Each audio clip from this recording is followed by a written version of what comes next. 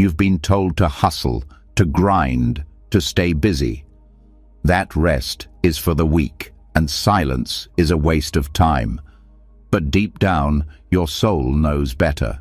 Because even when you check all the boxes, work hard, stay productive, keep going, why do you still feel tired?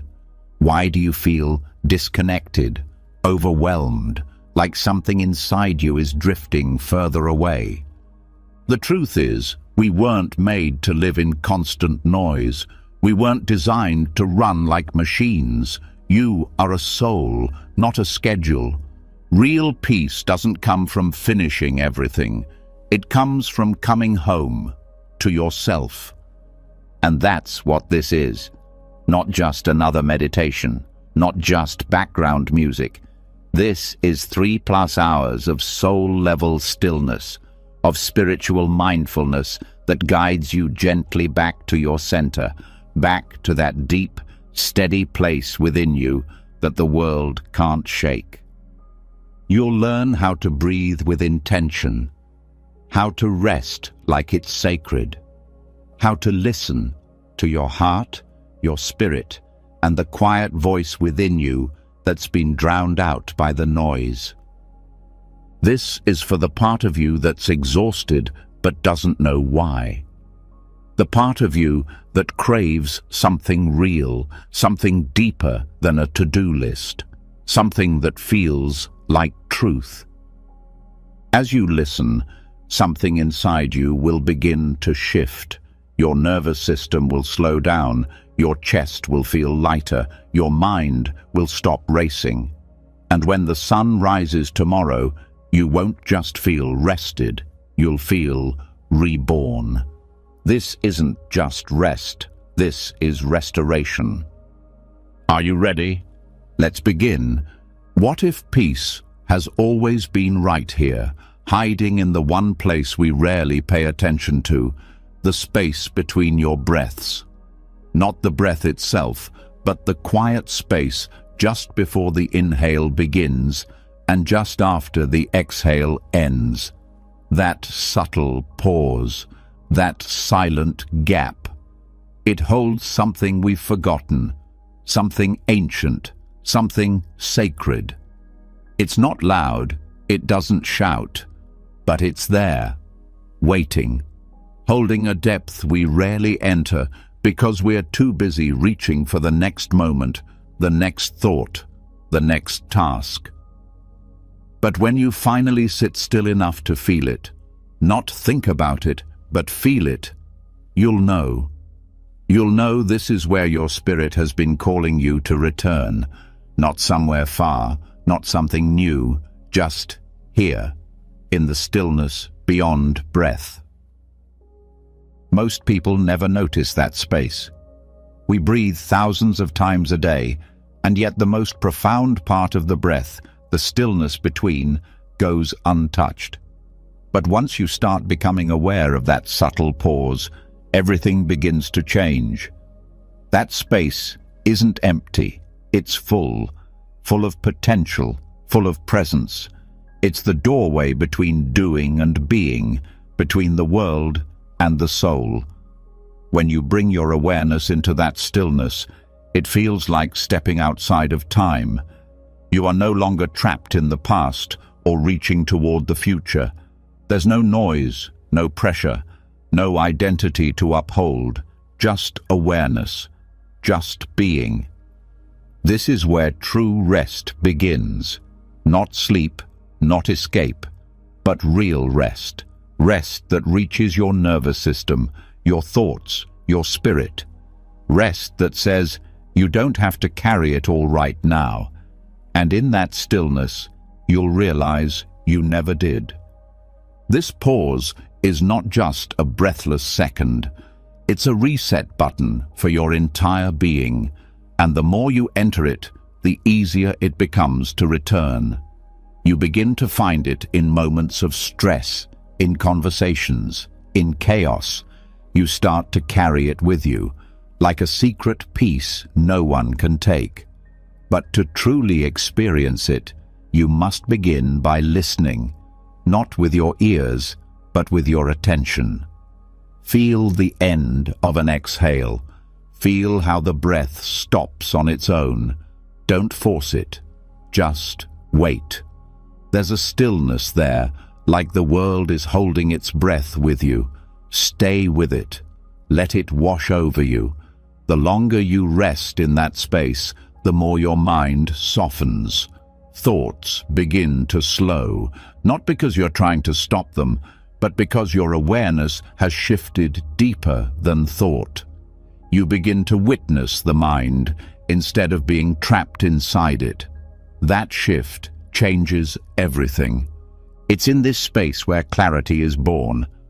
Answers you've been searching for in books, in people, in distractions, they rise up in the quiet. Not as loud revelations, but as soft knowing. You begin to remember things your heart always knew, but your mind forgot. That you are not broken, that you are already enough. That peace isn't something to earn, it's something you allow. In the stillness between breaths, the body starts to let go of tension without being asked. The shoulders drop, the jaw loosens, the chest opens, because in stillness, the body no longer feels threatened. It doesn't need to guard, it doesn't need to fight. It begins to trust. That's when healing begins. Not just physical healing, but spiritual realignment. The kind of healing where the soul exhales and says, finally. You may even begin to notice subtle sensations, pulses, warmth, tingling. These are signs that your energy is beginning to recalibrate. Your nervous system is learning a new rhythm, one that doesn't run on adrenaline, but on awareness. And the more you return to this space, the more natural it feels.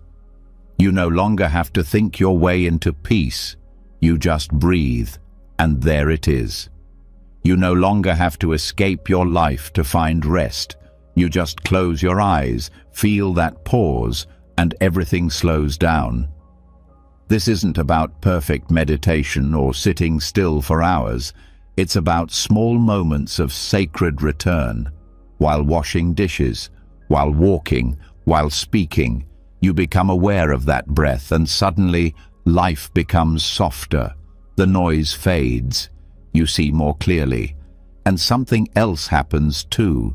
You begin to feel safe. Not just physically safe, but spiritually grounded. The kind of safety that lets you soften your grip on control. The kind that says you don't need to figure everything out right now. That it's okay to not have the answers. That life is still unfolding exactly as it should. This stillness reminds you that peace isn't about perfect conditions. It's about your inner relationship with the present moment. That even when things feel chaotic outside, you can still find calm inside. Because stillness isn't passive, it's powerful. It anchors you. As this becomes a practice, your relationship with yourself starts to shift. You stop seeing your thoughts as who you are. You stop believing every emotion that rises. You learn to observe without judging, to feel without drowning. And you begin to trust your inner wisdom again.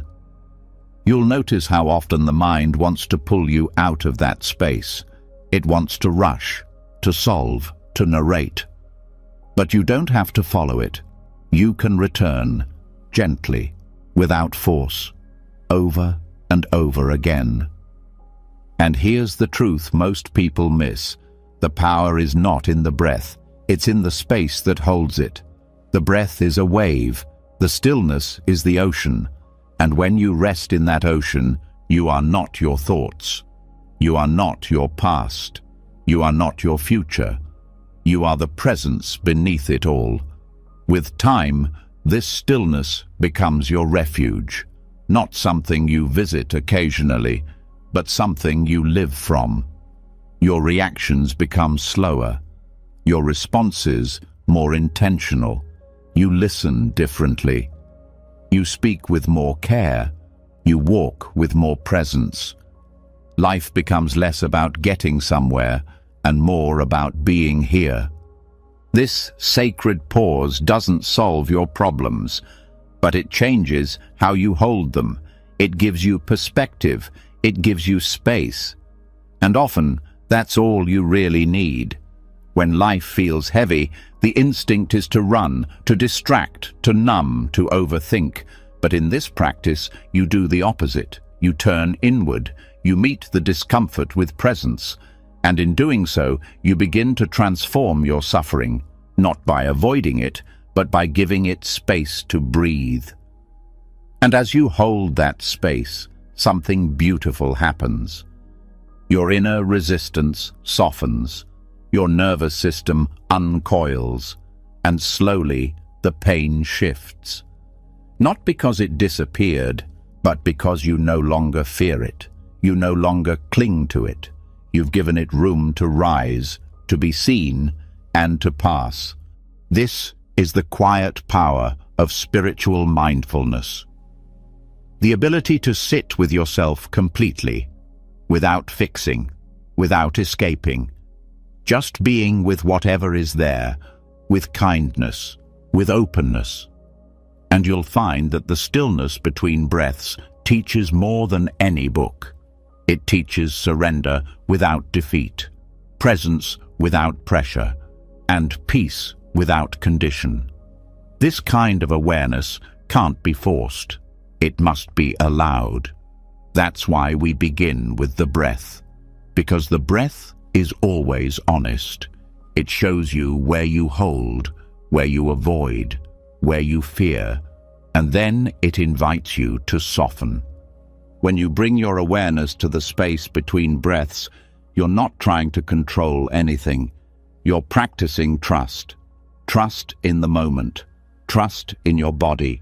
Trust in life. And little by little, that trust grows.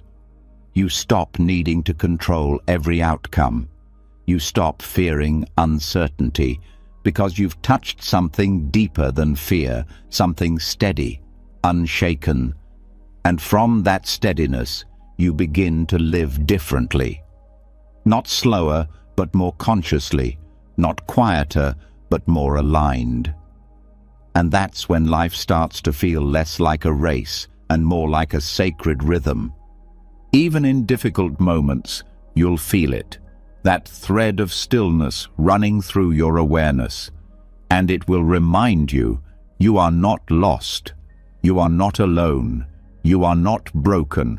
You are simply being asked to return to the moment, to your breath, to that sacred space between, where peace waits patiently, where rest begins again, where your spirit remembers who it is, and you don't have to earn it. You just have to notice it and allow yourself to stay. So next time life feels like too much, you don't have to run. You already know the way back. It begins right here, in the stillness that was always yours. Even in stillness, there's something moving, quietly, rhythmically, with precision. Beneath the breath, beneath your thoughts, beneath the surface of everything you see, there's a deeper structure guiding it all. You may not always feel it, but it's there, like an ancient design echoing through every part of your body and spirit.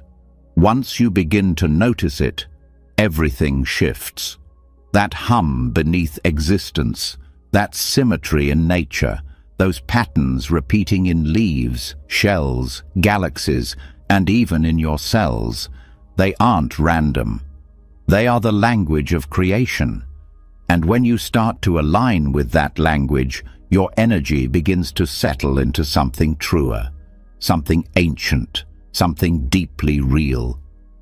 After you've touched stillness, the next step is not to just rest in silence, but to understand the design that flows through that silence. Sacred geometry is that design. It is not decoration. It is not mysticism for the sake of mystery. It is structure. It is order. It is universal intelligence made visible. And most importantly, it's a spiritual mirror. When you meditate with it, not just look at it, but really open yourself to it, you begin to recognize that same order within yourself, not imposed from outside, but already written into who you are. Sacred geometry shows up in every corner of nature. Snowflakes, spider webs, pine cones, the spiral of your DNA, even the shape of the human ear. These are not accidents. They are patterns that repeat across life, echoing a unity that exists far beyond what our eyes normally perceive. When you sit with these forms, when you study them with presence and curiosity, they start to activate something in you, not through effort, but through recognition, like your soul finally remembering a language it forgot it knew. One of the most powerful ways to work with sacred geometry is through visualization. But this isn't about imagining something. It's about connecting your awareness to something that already exists. Start with the flower of life, an ancient pattern made of overlapping circles. Every point connects with purpose. Every curve supports the next. There's a reason this symbol has shown up in temples, scrolls, and sacred texts across continents and centuries. It speaks to something beyond culture or religion. It speaks to wholeness. As you visualize the flower of life, allow your awareness to rest in the spaces where the circles meet.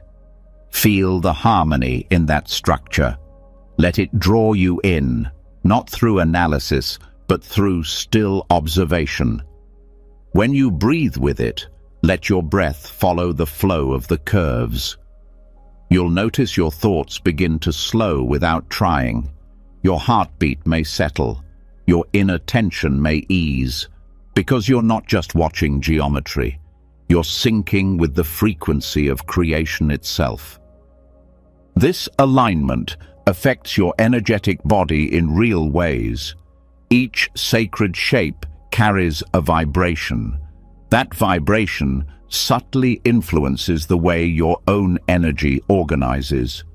When your thoughts feel scattered, when your emotions feel unstable, your energy field becomes disordered, jagged, chaotic, out of sync. But when you connect to geometric forms, especially those grounded in nature's blueprint, your system begins to restructure. Like water taking the shape of the container it's poured into, your energy starts to harmonize with the design. And the effects aren't just temporary. When practiced regularly, meditation with sacred geometry begins to recalibrate your awareness. You start to see life differently. Patterns you missed before become obvious. You may notice synchronicities more clearly. You might feel more grounded during emotional storms. Not because life has changed, but because you've found a structure within yourself that holds you steady. Another form that holds deep power is the spiral, seen in everything from galaxies to fingerprints. The spiral represents growth, evolution, and the journey inward and outward.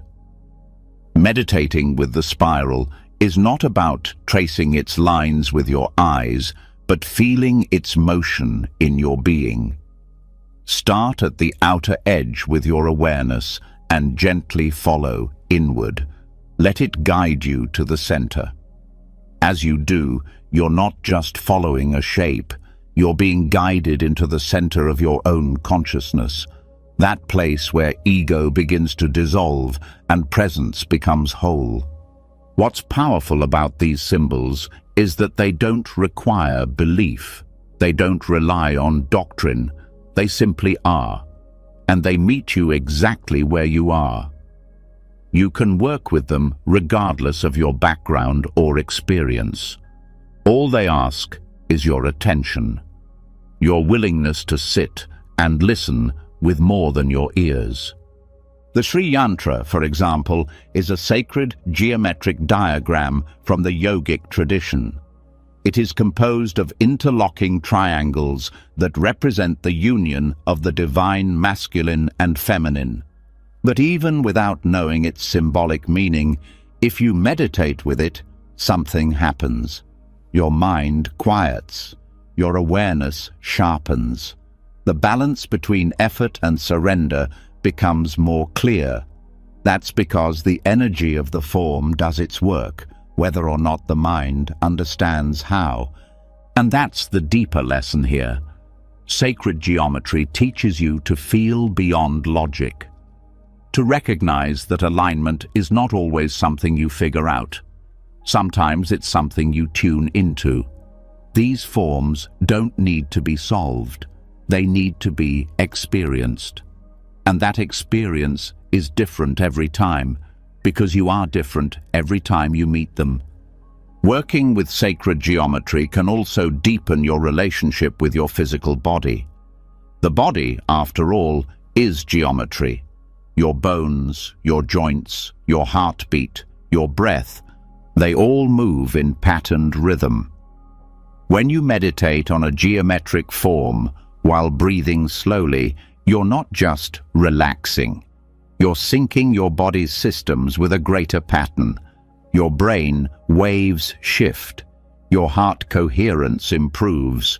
Your energetic field expands. And the result is a felt sense of unity. Unity with yourself. Unity with life. This is not spiritual theory. This is felt reality. And the more you practice, the more accessible it becomes. You may find it helpful to draw these shapes yourself, not for perfection, but for presence.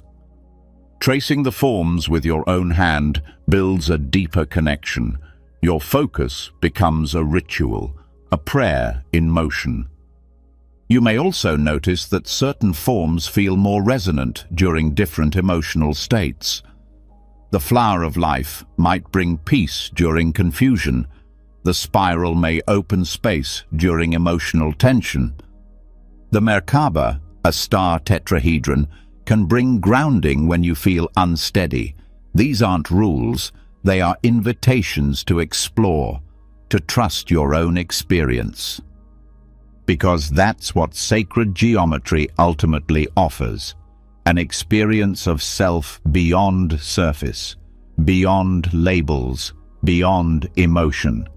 It gives you a felt sense of what it means to belong to something greater without losing yourself.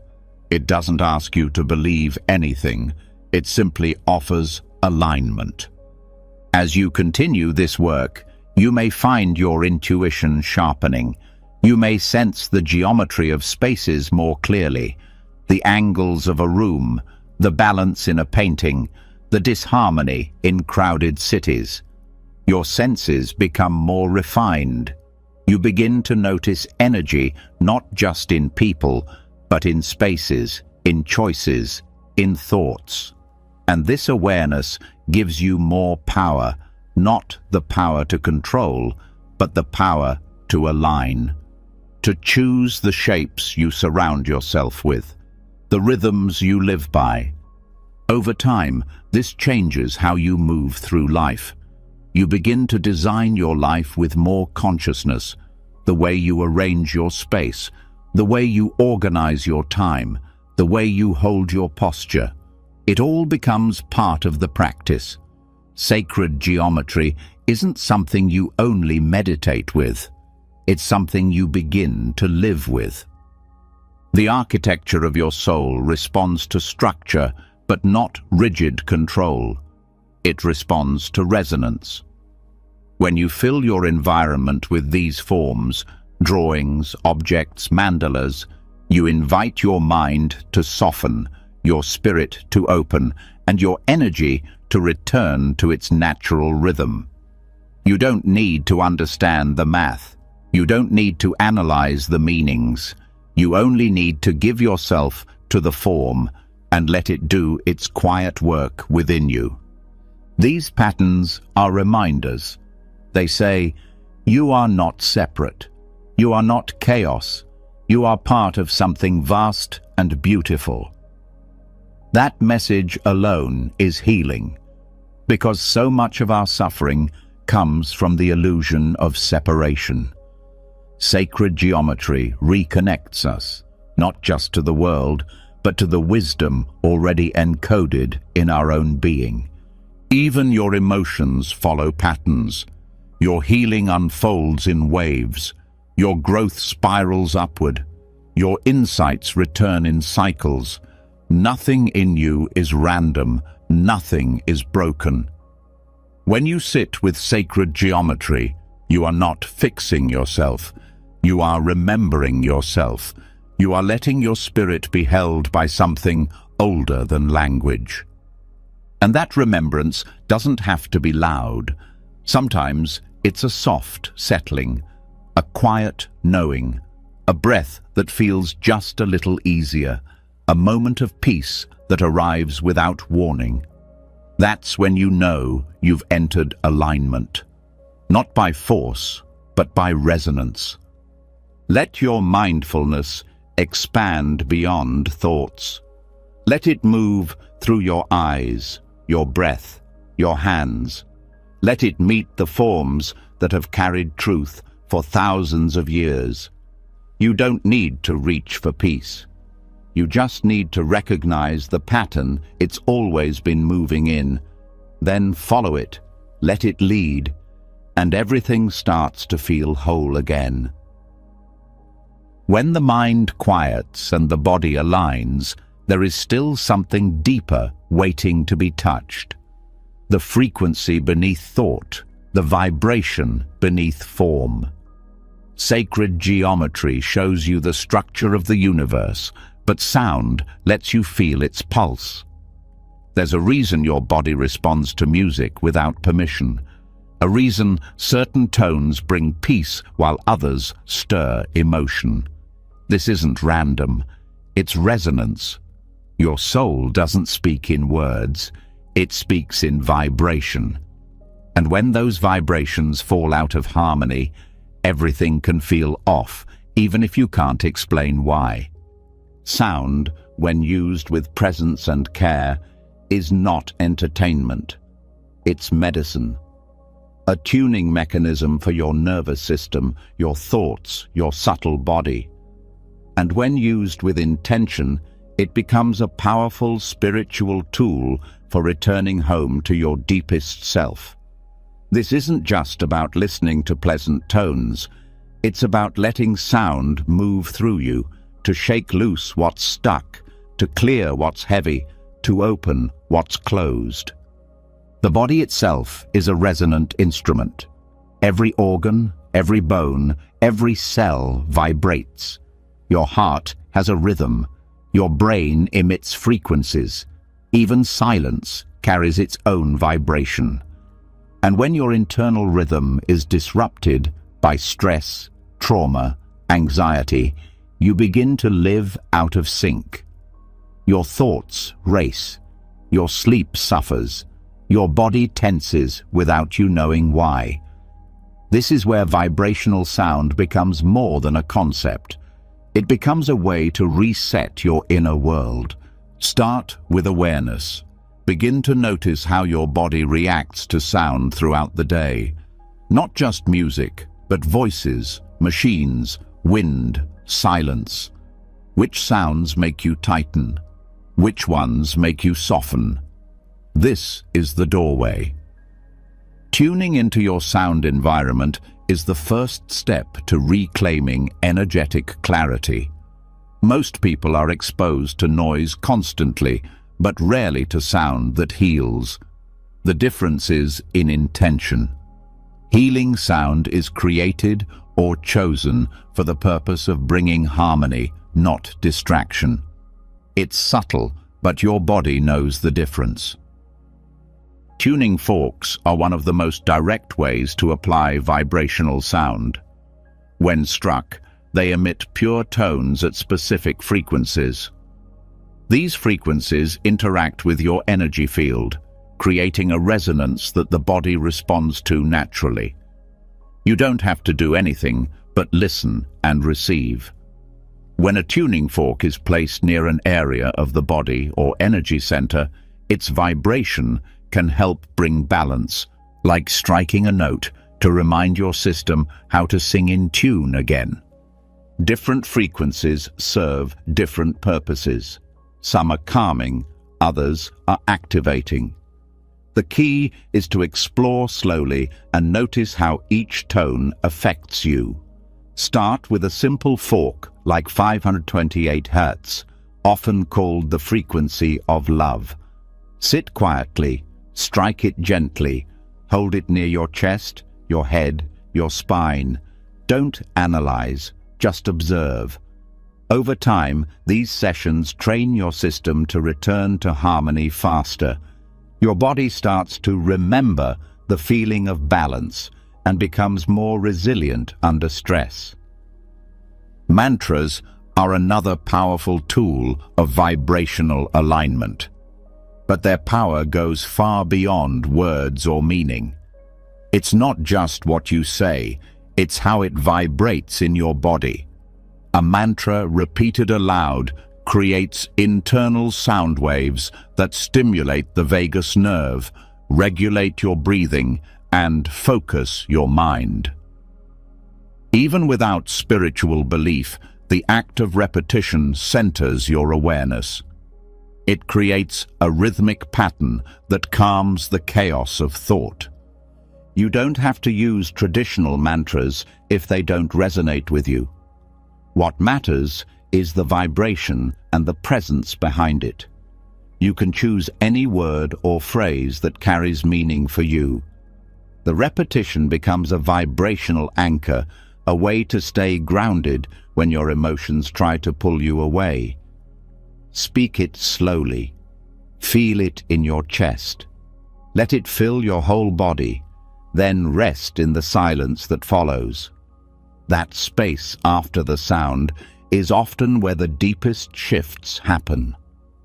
Solfeggio frequencies are another layer of sound work that offers precise vibrational pathways for recalibration. These are specific tones believed to have healing effects on the body and spirit. Frequencies like 396 Hz for releasing fear, 417 Hz for clearing negativity, 741 Hz for awakening intuition. Each frequency acts like a tuning pin, adjusting the subtle energy systems that often go ignored. Listening to these frequencies with headphones or in a quiet room allows the sound to penetrate deeply. This isn't passive listening, it's receiving. Let the tone fill the space. Let it fill your body. Stay with it. Over time, you begin to notice what each tone unlocks. Some might bring emotional release. Others may create a sense of clarity or stillness. Trust your experience. This is not a science to memorize. It's a feeling to develop. Each body responds differently. What resonates for one may feel off for another. That's not wrong. It's wisdom. Your body is teaching you how to listen again, not just with your ears, but with your whole system. You can combine these sound tools into a regular practice. Begin with a few minutes of breath awareness to settle your mind. Then introduce one element of sound, maybe a tuning fork, a mantra, or a solfeggio tone. Let it carry you, not toward a goal, but into deeper alignment. You may feel heat, tingling, emotion. You may feel nothing. Both are valid. Healing doesn't always shout. Sometimes it whispers, and the shift happens beneath awareness. The physical benefits of sound work are well documented. Reduced heart rate, lower blood pressure, improved sleep, decreased anxiety. But the spiritual effects go deeper. A sense of presence that doesn't come from thinking, a feeling of being supported, held, understood, without words, as if something greater is tuning you from within. That's not fantasy, that's resonance. When your energy finds its tone again, the outer world no longer shakes you the same way.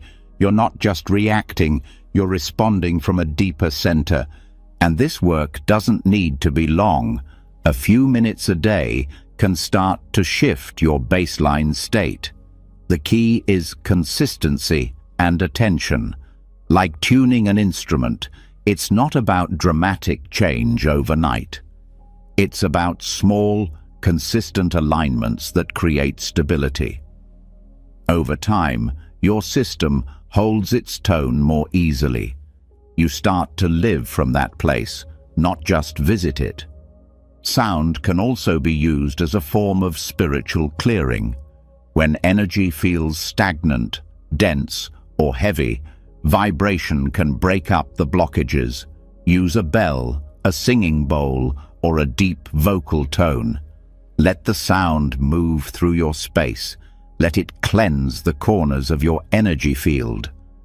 This can be especially helpful after emotional conversations, stressful days, or deep healing work. You're not just clearing emotion, you're resetting your vibrational field.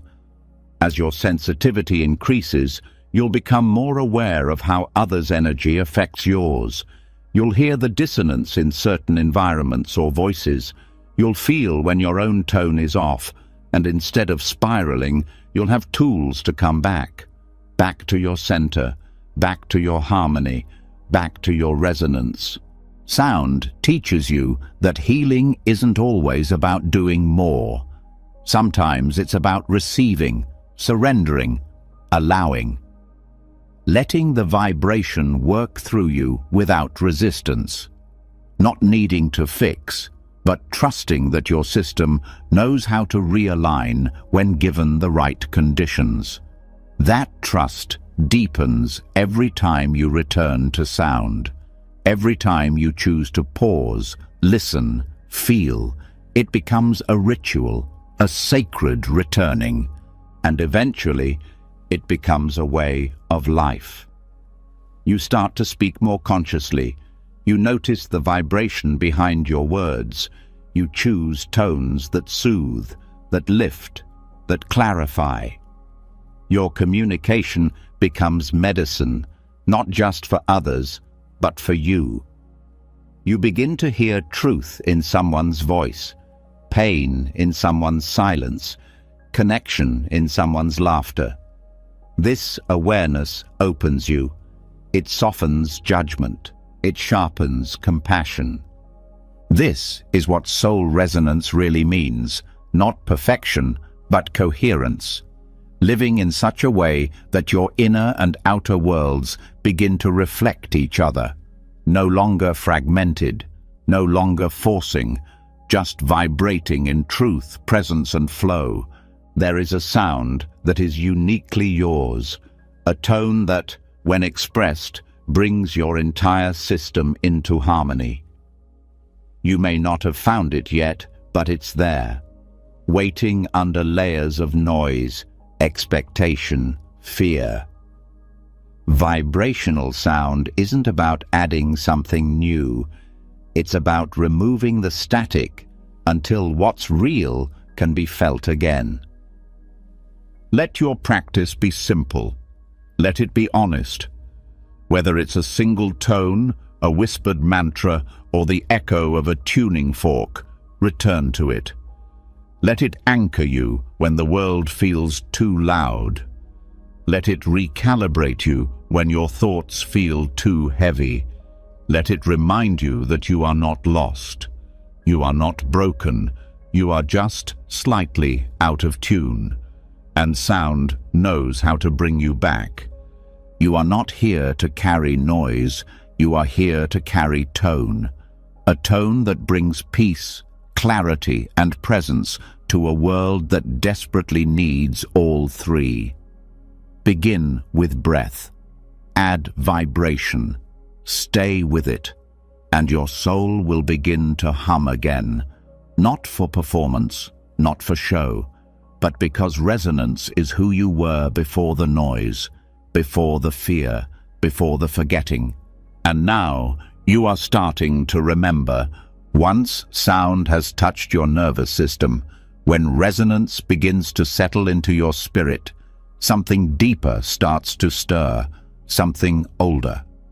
Not a new idea or fresh discovery, but a quiet pull from within. It's a call you may not hear with your ears, but you feel it. In your bones, in your blood, in your dreams. This is not memory. It's inheritance. And what rises is not just about you. It's about those who walked before you. Their stories, their choices, their pain and wisdom woven into your DNA like an ancient prayer. This is where ancestral mindfulness begins, not in the mind, but in the root of your being. Your life did not begin with your first breath. Your emotions didn't form from nothing. There is a line, a thread, a lineage running behind you. And the moment you become aware of it, the healing shifts. It stops being just yours and starts becoming collective. Mindfulness is often taught as an individual path, but true spiritual depth honors that you are also a continuation of others. You were shaped not just by experience, but by history, and buried in that history, sometimes lost, sometimes silenced, are keys that can help you heal what you thought was yours alone. Ancestral mindfulness is the practice of turning your awareness toward this spiritual inheritance, not to glorify or romanticize the past, but to meet it with honesty and presence. Your ancestors were human. They made mistakes. They suffered. They endured. Some left behind gifts. Some left behind pain. But all of it shaped the energy you carry today. And by consciously connecting to that lineage, you begin to release what isn't yours to carry and reclaim the strength that was always meant for you. You don't need to know names or family trees to begin. You begin by acknowledging that you are the result of many lives lived before yours. People who made choices so you could have choices. People who lost things so you could find yourself. Start by creating stillness, then set the intention to open the door. Simply say, I welcome the wisdom of those who came before me. Then listen, not with expectation, but with openness. Messages may come through dreams, sudden insights, body sensations, or subtle emotions. This is not imagination, it's connection. The body holds ancestral memory. Certain fears or emotional patterns you can't explain may not have begun with you. They may be echoes passed through generations, trauma that wasn't processed, grief that was hidden, survival strategies formed in harder times. These energies don't disappear. They are stored, often unconsciously. Ancestral mindfulness gives you a way to meet them without judgment, to feel what wants to be felt, to offer presence where silence used to live. This work requires honesty. Not everything in your lineage will be beautiful. Some of it may hurt. But the point is not to judge the past. It's to bring light to what has been hidden. When you acknowledge the pain, you stop repeating it blindly. When you witness the strength, you begin to embody it with clarity. You are not here to carry everything. You are here to choose consciously what to carry forward. Ritual can support this process. Simple acts done with clear intention can open powerful doors. You might light a candle, and offer a moment of silence. You might write a letter to a past relative, even one you've never met. You might place your hands on the earth and speak gratitude for the ones who endured. These gestures are not about belief, they are about energy. They create a bridge, a soft, sacred space for connection to rise. Dreamwork becomes especially meaningful during ancestral mindfulness. The dream world is a thin place where time doesn't function the same. You may receive visitations, symbols, or experiences that carry a different weight than ordinary dreams. When this happens, pause, write them down, sit with them, feel what they awaken. Whether they are literal or symbolic doesn't matter. What matters is how they move you, how they open something deeper in your awareness. You may also begin to feel emotional shifts without clear cause. Sudden waves of grief or a tenderness you can't name. Don't push them away. These are often ancestral energies rising for release. Stay with them. Breathe through them. Offer compassion to what comes. Sometimes the simple act of feeling what an ancestor couldn't express in their lifetime brings profound healing to both of you. Energy moves where it is allowed. Movement can also help process ancestral patterns. Dance, even in its simplest form, becomes a way to embody memory. You might move in ways that feel ancient or instinctual. Let your body lead. Let it unwind what's buried in the tissue. The hips, the jaw, the spine. These are places where generational tension often hides. Movement allows it to leave gently through presence, not force. Ancestral mindfulness is not about staying stuck in the past. It's about healing what lingers unspoken so the future can be built with more clarity. It's about honoring that your story didn't start with you, but it can be transformed by you. You are the bridge between what was and what's to come. You have the power to rewrite patterns not only for yourself, but for those who come after. This is a sacred responsibility, not one of burden, but of reverence. When you shift a pattern within yourself, it echoes forward. Children, whether born to you or not, benefit from the clarity you embody. The energy of healing doesn't stop at the individual. It ripples outward, creating space for more wholeness in the collective field. You may find yourself drawn to cultural practices you never learned, or spiritual traditions your family never spoke about. Follow those threads. Sometimes what your ancestors lived was forgotten or denied, but energy remembers. And what calls you now may be your spirit guiding you back to a forgotten connection. Don't rush to claim things. Move with respect. Let these practices unfold slowly, with humility and presence. Storytelling becomes another powerful practice in ancestral work. Even if you don't know much about your lineage, sharing your own story, out loud or in writing, starts to awaken deeper layers of connection. Speak your truth. Let your voice carry what your ancestors might have swallowed. Give sound to what has been silent. In doing so, you give permission for others to speak too, for the old wounds to begin healing through shared presence. It's also important to balance the energy of this work. Connecting to the past can bring up heavy emotions, and if not grounded, it can become overwhelming. Build anchors into your practice. Spend time in nature after deep sessions. Touch the earth. Eat grounding food. Drink water with intention. Let your body know it is safe to release. Let your spirit know it is not alone. Boundaries are sacred here. You do not have to connect to every ancestor. Not all lineages are meant to be reclaimed. Trust your inner knowing. If something feels off, you are allowed to step back.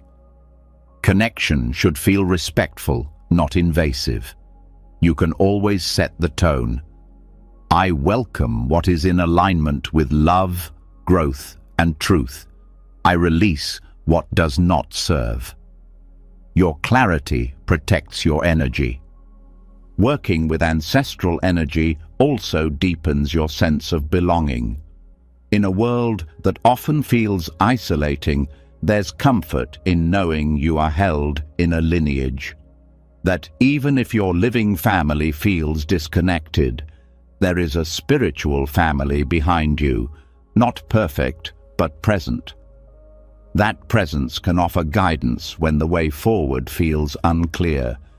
It may not always come as answers, but as steadiness, as strength, as a quiet voice that says, "Keep going, we're with you." Over time, you may find rituals that feel deeply personal to you. A song, a prayer, a place you visit. These become touchstones. They don't need to be explained to anyone. They are yours, carried in your own sacred rhythm. Let them evolve as you evolve. The connection is alive, and it will meet you where you are. Forgiveness may rise as part of this path. Some ancestors may have passed down pain through actions, beliefs, or silence. You are not here to excuse harm, but you are here to offer freedom, first to yourself, then to the lineage. Forgiveness is not forgetting. It's releasing the contract that says you have to keep carrying their wound. It's allowing your own heart to be whole, even if theirs never was. Ancestral mindfulness, at its root, is love. Not sentimental love, but the deep, unwavering kind that sees all and stays. The kind that bears witness. The kind that says, "You are seen, you are felt, you are enough."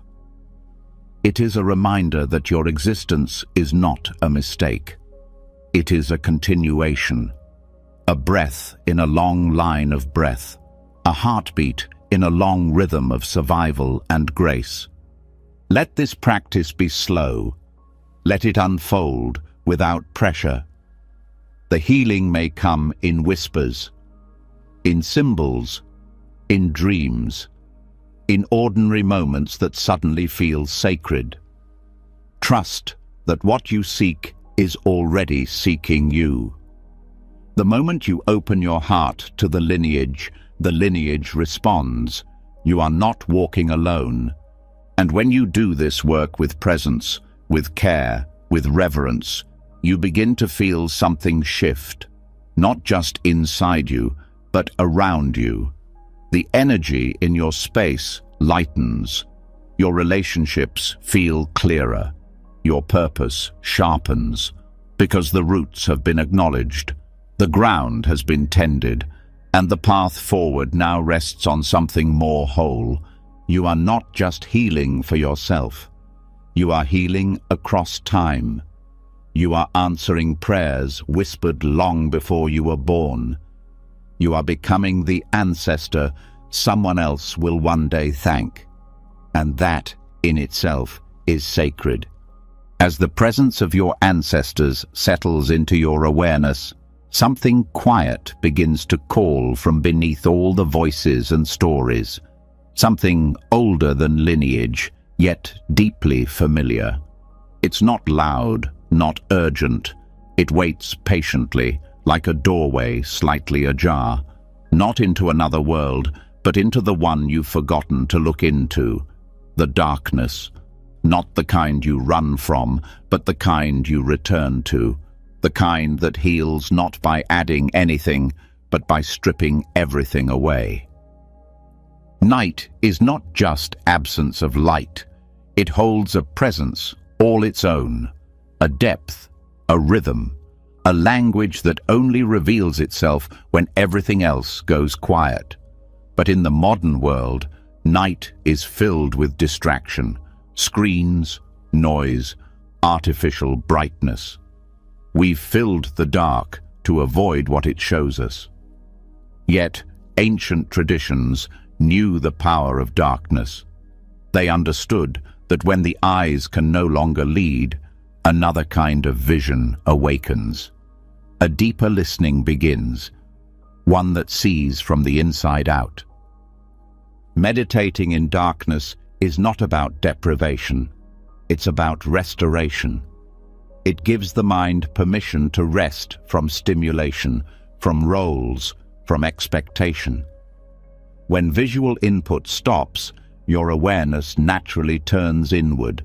Thoughts slow, breath deepens, tension softens. In that stillness, the noise you've absorbed throughout the day begins to release. The nervous system drops out of alert mode. You're no longer watching the world. You're feeling your own presence. Practicing mindfulness in darkness trains your attention in a way nothing else can. It heightens your sensitivity, not in the sense of fragility, but in depth. Small shifts in your breath, subtle movements of energy, emotional waves that pass unnoticed in daylight, all become clear. Without sight dominating your focus, the other senses become more attuned. You hear more, you feel more, not because anything changed, but because nothing is distracting you anymore. The dark does not ask you to perform. It does not judge your expression. It accepts you exactly as you are. This acceptance creates the perfect space for healing. Emotional release often rises in these moments, not as breakdown, but as a gentle unraveling. Parts of you that stayed hidden in the brightness begin to speak, not loudly, not with drama, just honestly. Here, you don't need to fix anything. You just need to be with what is, in the safety of shadow. Regular night practice builds your inner trust.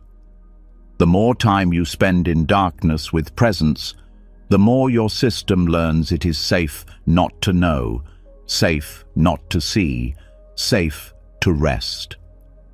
This feeling of safety is the foundation of deep inner clarity. You stop reaching outward for validation. You stop chasing certainty. You begin to move from a quieter wisdom, a calm knowing that doesn't need explanation. The pineal gland, sometimes referred to as the seat of the soul, is activated in darkness. It regulates your circadian rhythm, produces melatonin, and is linked to intuition and spiritual vision. Ancient cultures understood that darkness helps awaken inner sight, not just metaphorically, but biologically. Extended time in mindful darkness has been shown to increase the brain's production of dimethyltryptamine, or DMT, a naturally occurring compound that induces non-ordinary states of awareness. You don't need substances to access deeper consciousness. You need stillness, you need darkness, and you need presence. Night practices also help you understand your fear of the unknown. Most people avoid the dark not because of what's in it, but because of what rises in them when there's nothing to distract. By leaning into that discomfort, by sitting with it instead of escaping, you build resilience. You learn that darkness is not the enemy. It's a teacher, a guide, a mirror. Start small. Turn off all lights. Unplug the noise. Sit in a space where you feel safe, even if it's your bedroom with the door closed. Close your eyes, even in the dark, to signal to your body that it's time to go deeper. Let your breath be your anchor. Notice how sound becomes richer, how your body starts to soften, how the dark begins to feel less like a void and more like a cradle. Let thoughts rise without chasing them. Let emotions move without naming them. Let silence be enough. Don't force stillness, receive it. Allow the dark to hold what you no longer need to carry. You're not trying to achieve insight. You're making space for insight to arrive, and when it does, it often comes not in words but in shifts, in a release of tightness, in a memory surfacing, in a sense of deep calm spreading through your chest. Spiritual night practice is not about isolation, it's about intimacy, with yourself, with your truth, with the source of your being. In darkness, there's nowhere to hide, but there's also no need to. You meet yourself without filters, without performance. You see what you've ignored, and instead of running, you stay, you breathe, you welcome what comes. Some traditions would sit in caves for days to encounter the dark fully. You don't need to do the same. A few minutes each night can begin to shift your entire relationship with your inner world. The consistency is more important than the length. Each time you return, the dark becomes softer, friendlier, sacred. You may begin to notice that after practicing in darkness, your intuition sharpens. Your dreams become clearer. Your daytime awareness holds more calm. That's because night work recalibrates your baseline. It clears the mental clutter. It returns you to a slower, wiser rhythm, one that is always there, just buried beneath the surface activity of modern life. Darkness also restores feminine energy, yin energy. The energy of receptivity, of rest, of deep inner listening. This isn't about gender, it's about balance. We live in a culture obsessed with doing, achieving, expressing. Darkness teaches you the power of being, waiting, absorbing. It reminds you that rest is not weakness, it's sacred fuel. The soul does not grow under pressure. It grows in stillness, in presence, in time. Let darkness become your ally. Let it teach you how to stop resisting what you don't understand. Let it show you the parts of yourself that shine, not despite the shadows, but because of them. There is a kind of strength that only comes when you are no longer afraid of your own depth. If emotions arise during these practices, honor them. If memories surface, thank them. You are not digging, you are making room. Trust that what shows up is ready to be seen, and trust that you have the inner stability to meet it. You might create a small ritual before your night meditations. Light a candle and blow it out before you begin, symbolizing your step into deeper vision. You might place your hands on your heart and speak a simple phrase like, "I am ready to receive." These small gestures anchor your mind and open your energy to the depth of what you're stepping into. You can also pair mindful darkness with sound from the previous practice. A low tone, a slow chant, even the sound of your own breath. The contrast of sound against silence sharpens presence. It helps you track what's rising inside. But remember, the real practice begins when the sound stops, when all that's left is you and the dark. That's where clarity grows. Over time, you may begin to crave this space, not because it's comfortable, but because it's honest. It doesn't entertain. It doesn't distract. It brings you home to the center of your being, and it reminds you that you don't need light to see clearly, you need presence. Darkness will show you your blind spots, not to shame you, but to free you.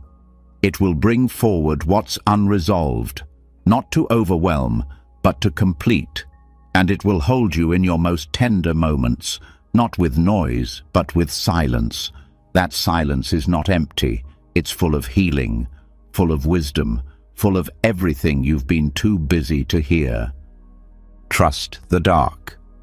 Not blindly, not with naivety, but with the knowing that something in it understands you, that something in it recognizes your spirit, and that in giving yourself to it, night after night, you are not losing the light, you are remembering the source of it. The deeper your relationship with darkness, the more whole your light becomes. Not the kind of light that burns out from trying too hard, but the kind that glows quietly, steadily, from within. The kind of light that doesn't need attention. It just is, rooted, true, untouchable. Let the dark teach you to see without eyes, to hear without sound, to know without proof. Let it be your temple, your retreat, your teacher, and you'll find that what you feared most about the unknown was never the dark itself. It was your own power waiting there, asking you to come closer, not to conquer it, but to remember it was always yours. After spending time in mindful darkness, a new sensitivity begins to take shape, one that isn't rooted in sight or sound, but in presence itself. When everything external has quieted, what remains is an inner voice, steady and low. And now you're being invited to listen more deeply, not through hearing, but through silence. Not the silence around you, but the silence within. And the only way to truly hear it, to touch that depth with clarity, is to stop speaking altogether. The silence ritual is a sacred practice. It's not about restraint for the sake of self-discipline. It's not a test of endurance. It's about creating the space for truth to rise. Because words, even the helpful ones, can become noise. They fill the air with effort, explanation, identity. But silence removes all masks. It strips away every layer of performance. What's left is direct contact with your essence. No roles, no responses, just you, fully present, fully listening. A 24-hour vow of silence can feel intimidating at first, but once entered with intention, it becomes one of the most powerful doorways into the divine. This is not a silence of withdrawal or suppression. It's not about avoiding life. It's a silence of deep engagement. A still, watchful, grounded awareness that meets every moment without needing to comment or control it. The practice begins with preparation. Let those around you know you'll be observing a period of silence, not to create distance, but to honor something sacred within yourself. Set boundaries clearly, lovingly. Prepare your environment so you can move through the day with ease. Remove distractions, lower stimulation, and allow the space to carry your energy inward. Write a note or wear a token to signal your intention if needed. Silence begins not with the absence of speech, but with the quieting of intent to speak. The mind might still run, full of dialogue and response. That's okay. Let the mind chatter without acting on it. With each hour, the inner voice will grow softer and presence will take its place. This shift is subtle at first, but with patience, it becomes unmistakable. Pay attention to what rises in the space words use to fill. You may notice urges to explain yourself, to seek validation, to fill silence with reassurance or noise. Each one is an opportunity.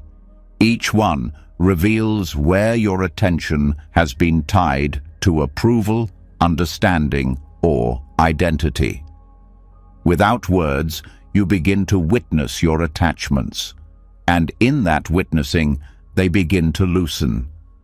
You'll notice how much energy is spent trying to be understood.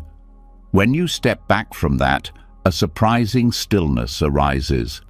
It doesn't need to be seen or proven, it simply is. You begin to feel the difference between who you are and the personality you've crafted through language. In this space, awareness becomes purer. It stops performing and begins witnessing. Daily tasks shift during this practice. Eating becomes more intimate. You taste more. Movement becomes more mindful. You move with intention. Without speaking, the mind doesn't rush ahead as easily. There's nowhere to get to, nothing to explain. Each action becomes complete in itself. This changes how you relate to your body. You move with greater care. You respond to subtle needs instead of reacting out of habit. As the hours pass, silence deepens from the outside in. You start to sense energy more than words. You notice the tone of a room, the weight of unspoken emotion, the hidden meaning in someone's eyes. Communication doesn't end, it transforms. You begin to speak with presence instead of noise. Your presence becomes your language. The way you sit, breathe, walk, all become expressions of stillness. Emotions often surface during this process, not because they weren't there before, but because silence gives them room.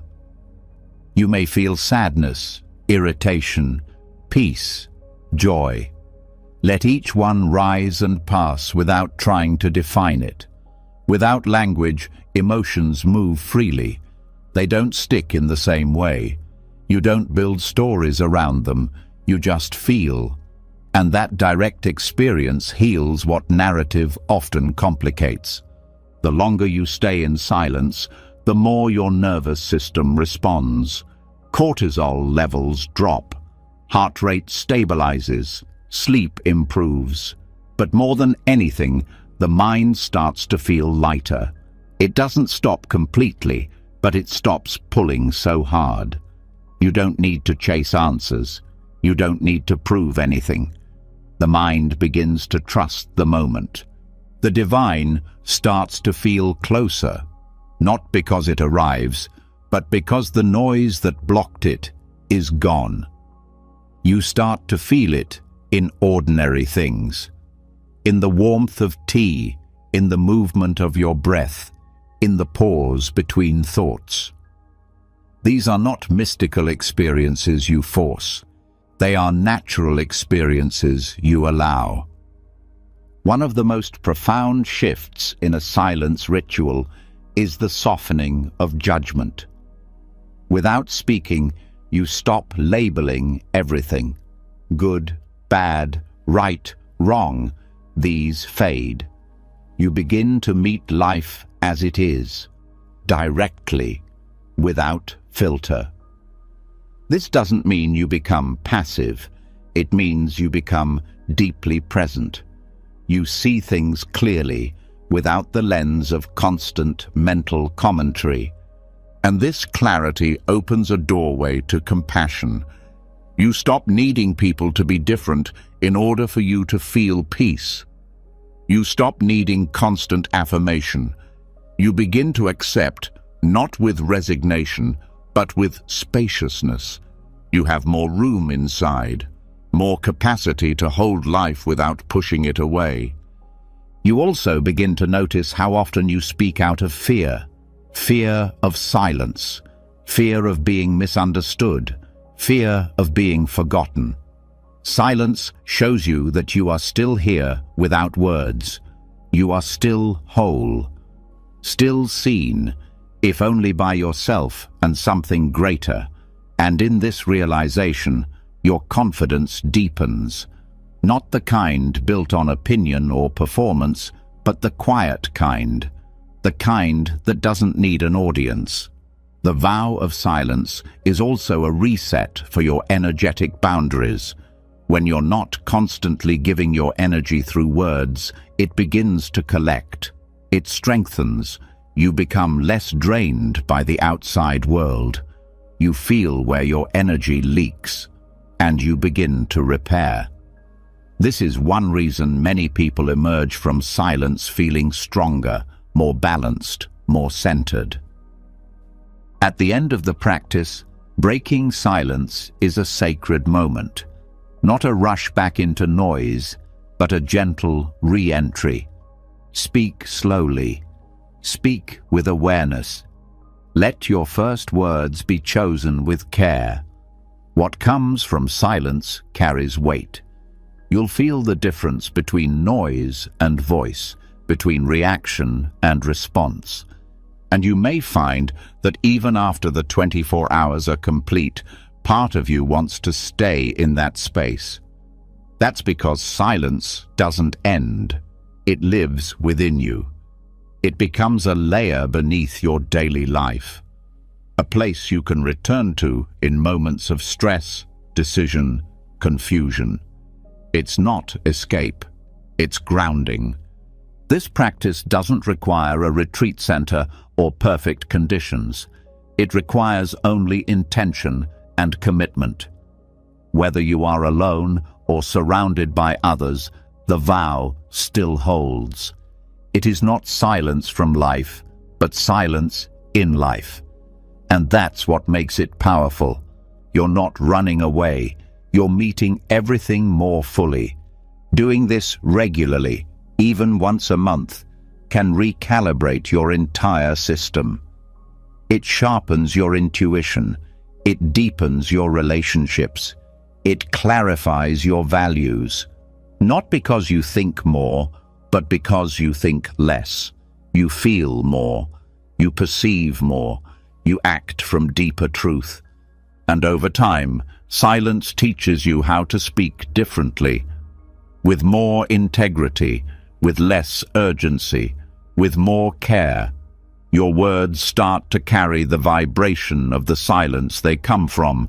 They land softer, they connect deeper, they matter more, because now they rise from presence, not performance. The vow of silence is not about becoming smaller. It's about becoming more whole, not through expression, but through embodiment, through returning to the source of your own presence, through remembering that truth doesn't always speak. It listens.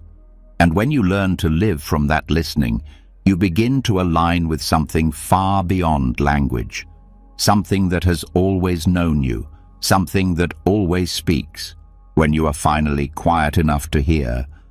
When you've tasted the stillness of silence and let it wash away the surface noise, something shifts in the way you relate to everything.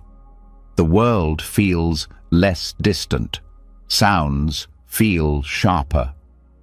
You begin to crave not more information, but more connection. And where that connection draws you next isn't found in words or walls. It's out there, waiting in the open, wild spaces. The trees, the wind, the earth under your feet. There's a different kind of knowing held in nature, one that can't be explained, but only felt. It doesn't demand anything from you. It simply invites you to return. Spiritual grounding isn't a concept. It's an experience. It's not achieved by effort, but by contact. Real contact. With the living world around you, the one that's always been humming quietly in the background, waiting for your presence to meet it. The soul doesn't thrive on screens or pressure or perfect schedules. It finds rest when it feels part of something whole. Nature provides that wholeness without condition. And when approached with presence, It doesn't just relax you, it reawakens you. The process of rewilding the soul begins by stepping outside, not to consume nature, but to remember you are part of it. When you walk into a forest or sit beside a river, you are not visiting a place. You are entering a living system of relationships. Every tree, every stone, every movement in the soil has intelligence. Not in the way humans define it, but in the way life expresses itself with purpose and precision. When you come into that space mindfully, something dormant inside starts to realign. Let your first experience be simple. No need for deep meditation. Just walk slowly. Feel your feet meet the ground. Sense how your body moves when there's no pavement under it.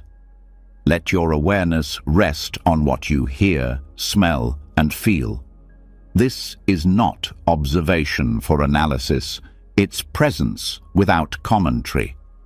As you move through the land, drop beneath the surface of thought.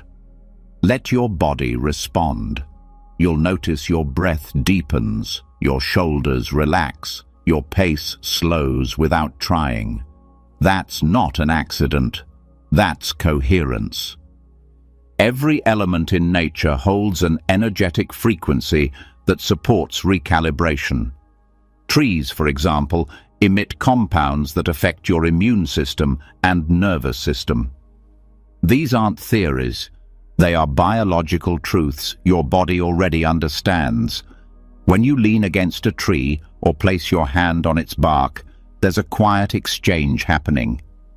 The tree is not passive. It's aware, grounded, rooted, ancient in its rhythm. You can sync with that rhythm, not by force, but by stillness. Water is another powerful teacher. Whether it's a stream, a lake, or the sound of rainfall, water resets your energetic flow. It washes through stuck emotions, softens rigidity, and reflects truth without judgment. Sitting beside moving water allows your inner movement to begin again. Even if you're not aware of what needs to shift, the presence of water knows. It guides the release without you needing to name what's leaving.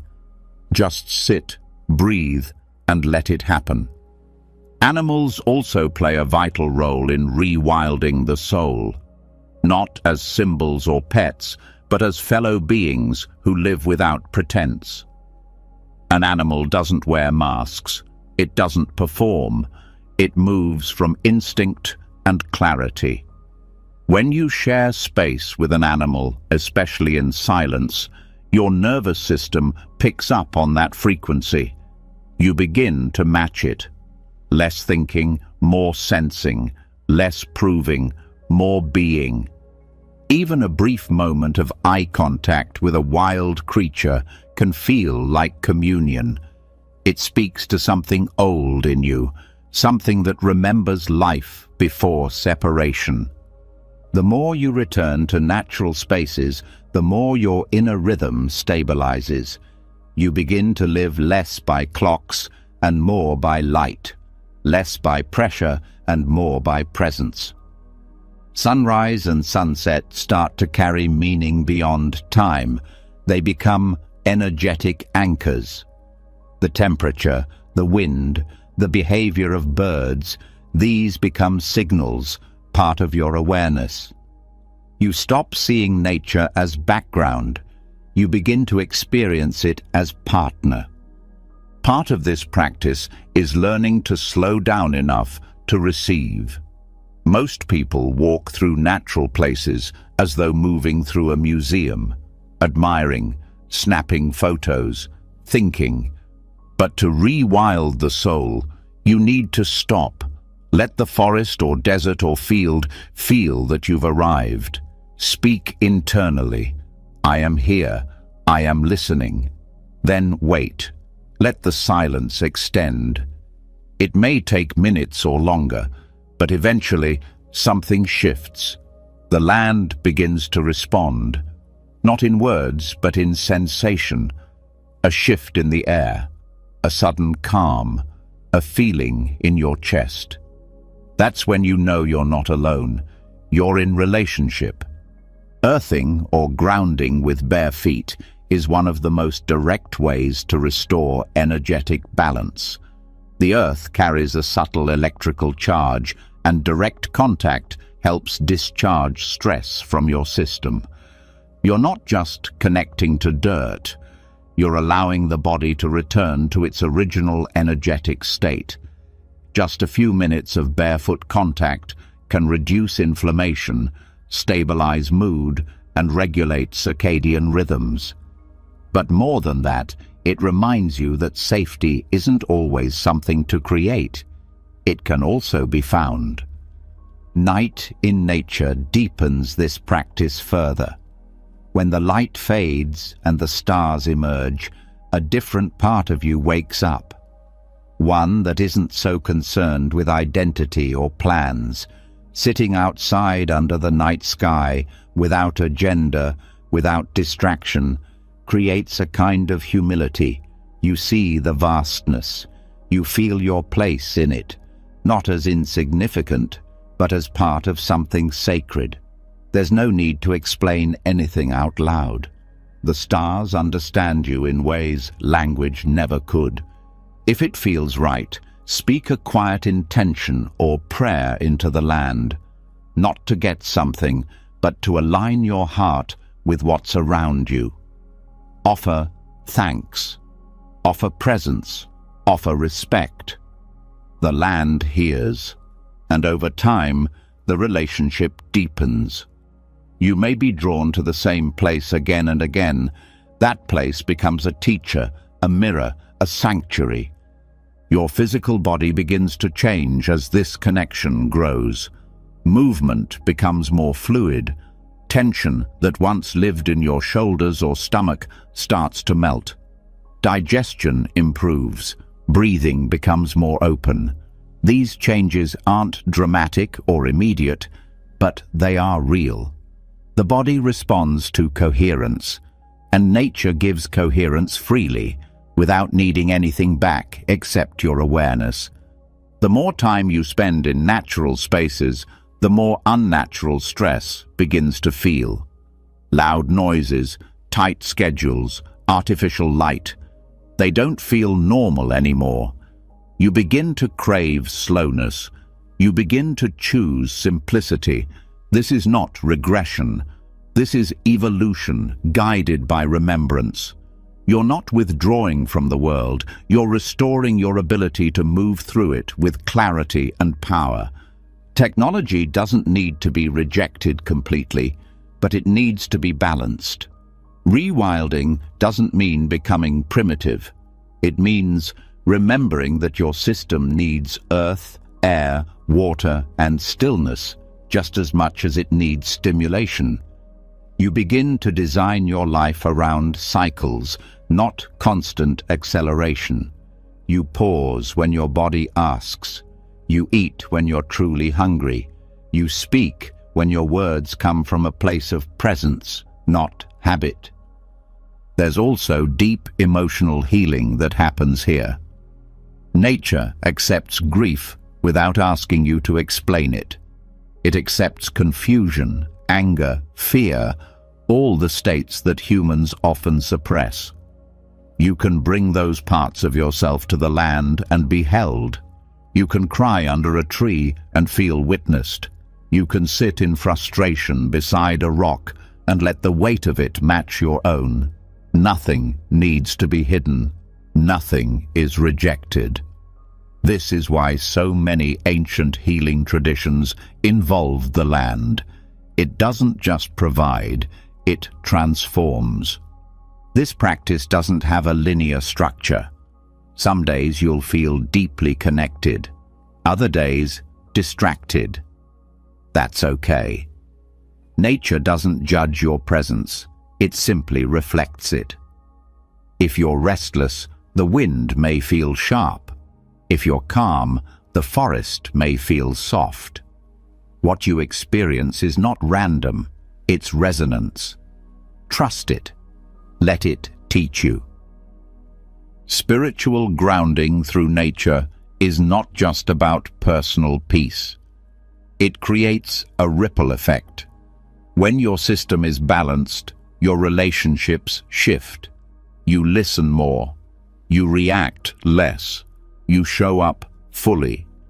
The land teaches you how to be in right relationship, not just with trees and rivers, but with people, with silence, with your own body. You begin to live in reciprocity, taking only what you need, giving attention and care, seeing the sacred in what's often dismissed. Even trash left in a stream begins to feel like a violation, not because it offends your sense of order, but because it disturbs something sacred you now feel responsible for.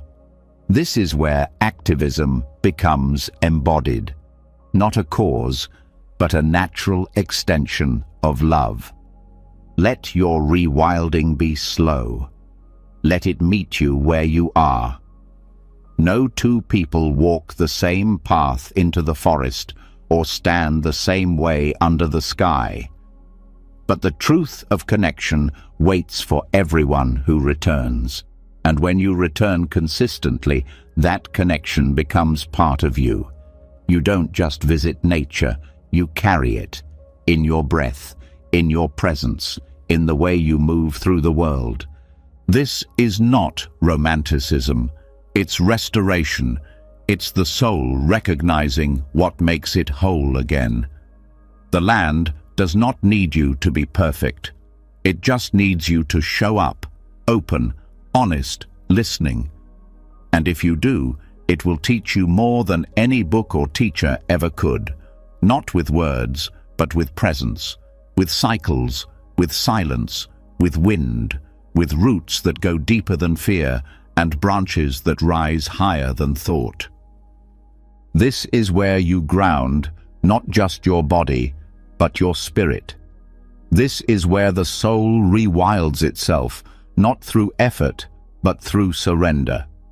And in that surrender, you find something the modern world could never sell you: true belonging, true stillness, and a truth so ancient it doesn't need to be understood, only felt, only lived, only remembered. When your nervous system starts to settle into the rhythms of the natural world, there's a moment where the contrast becomes unavoidable. The pace of leaves, wind, birds, and breath begins to clash with the digital speed you've accepted as normal. You feel the pull back into stillness, yet your phone vibrates. A notification appears, a screen lights up, and just like that, your attention is pulled out of your body, out of the present, and back into a world that never really stops. But stillness has already changed you, and now something inside you wants to stay grounded. The question becomes, how do you protect that stillness in a world that thrives on interruption? This is where sacred disconnection begins. Not as rebellion, not as punishment, but as a conscious pause, a spiritual fast from digital input. Not because technology is evil, but because constant access to it fragments the mind, dulls intuition, and fills the inner space where silence once lived. Sacred disconnection is not about rejecting technology altogether. It's about reclaiming your relationship with it, so it no longer owns your presence. Most people underestimate how much energy they lose to the digital world. The constant scrolling, checking, reacting, all of it creates micro-leaks in attention. Even when you're not actively using a device, your mind stays tethered to it. You think in posts, you speak in sound bites, you feel the urge to document instead of experience. Over time, this weakens your spiritual awareness. It separates you from direct experience and trains your focus to live outside your body. A digital fast is not simply turning off your phone. It's about becoming intentional with your attention, noticing what pulls you, understanding the patterns that shape your habits, and deciding with presence to create space between you and the screen. That space becomes fertile ground, a place where your breath feels uninterrupted, where your thoughts begin to stretch again, where your nervous system finally finds room to repair. Start with a window of time, not a vague hope of less screen time, but a sacred container. This might be a full day or even just a few hours. What matters is your clarity. Declare it. For this time, I am unplugged. I am not available to the world outside my breath. Say it out loud. Write it down. Let your system hear the intention.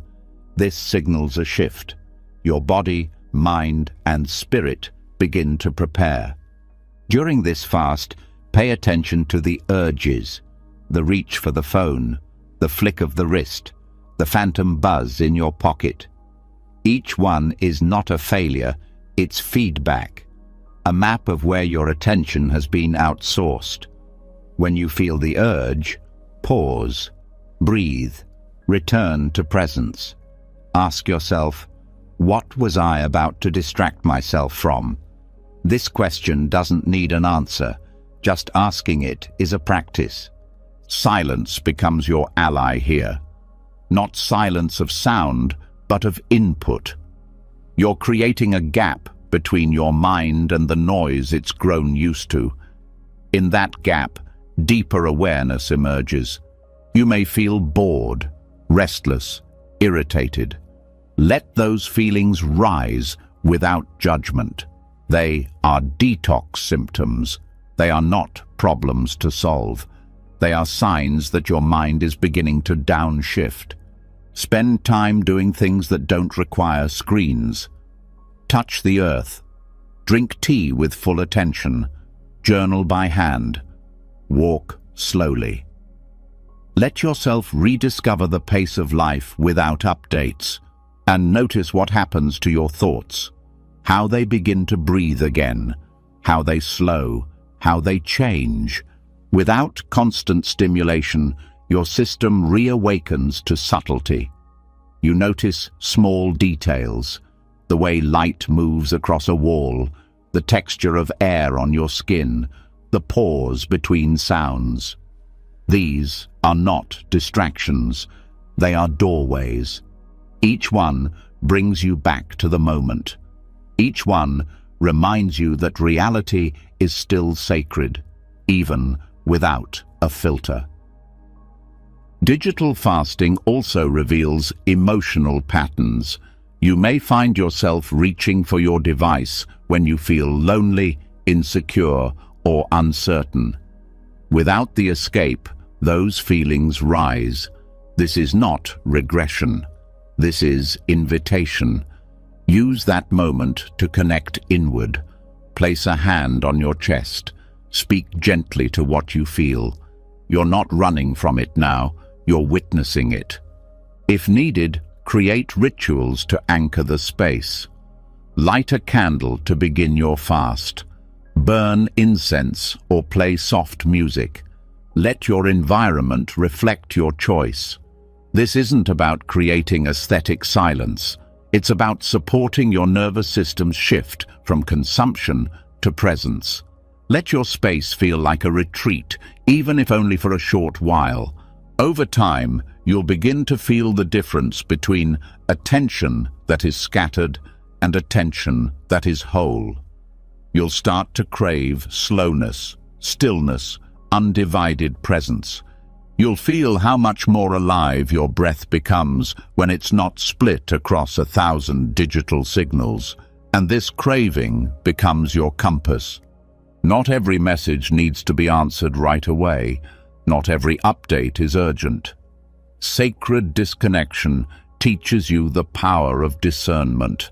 What deserves your time? What earns your energy?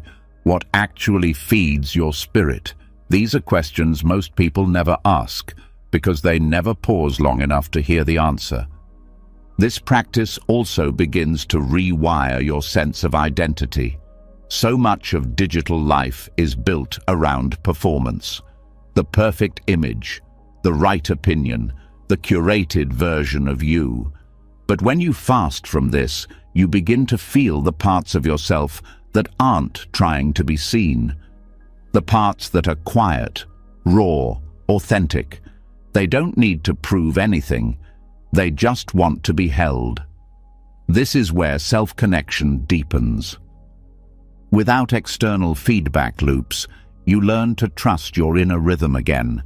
You stop checking for likes and start checking in with your breath. You stop measuring worth by metrics and start feeling truth in your body. The shift is subtle, but it's powerful, because presence doesn't need applause. It is its own reward.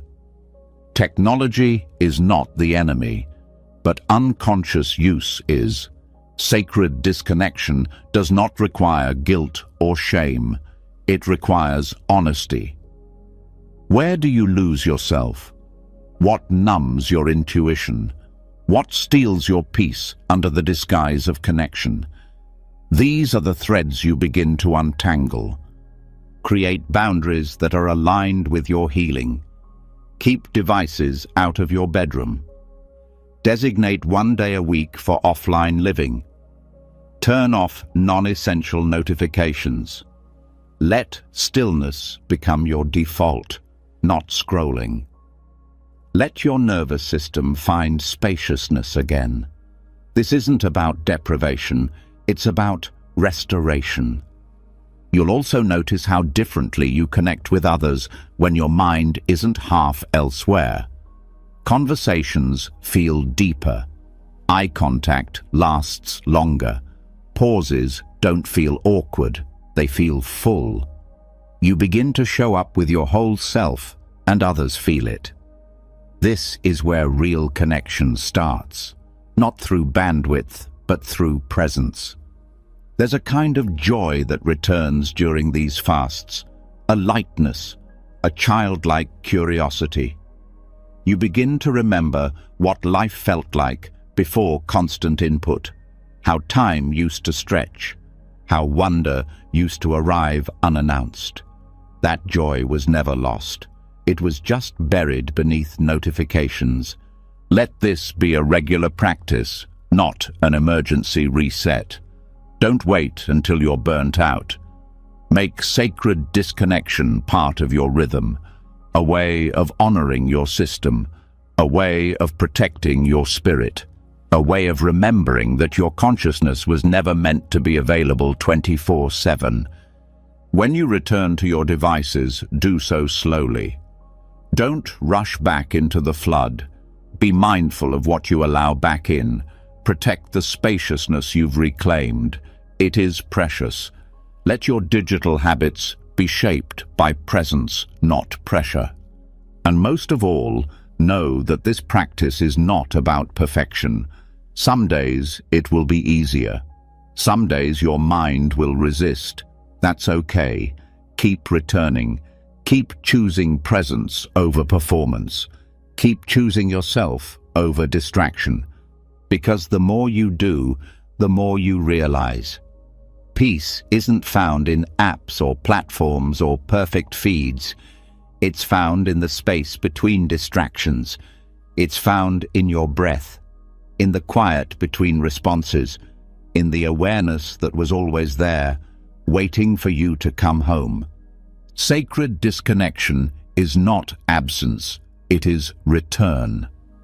And in that return, everything begins to feel more real, more grounded, more alive. Not because the world changed, but because you finally made space to feel it again. After spending time unplugged, free from digital static, your system begins to clear. Thoughts settle, breath deepens, your presence sharpens.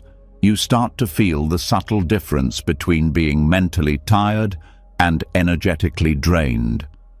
That awareness, once dulled by constant output, now becomes crystal clear.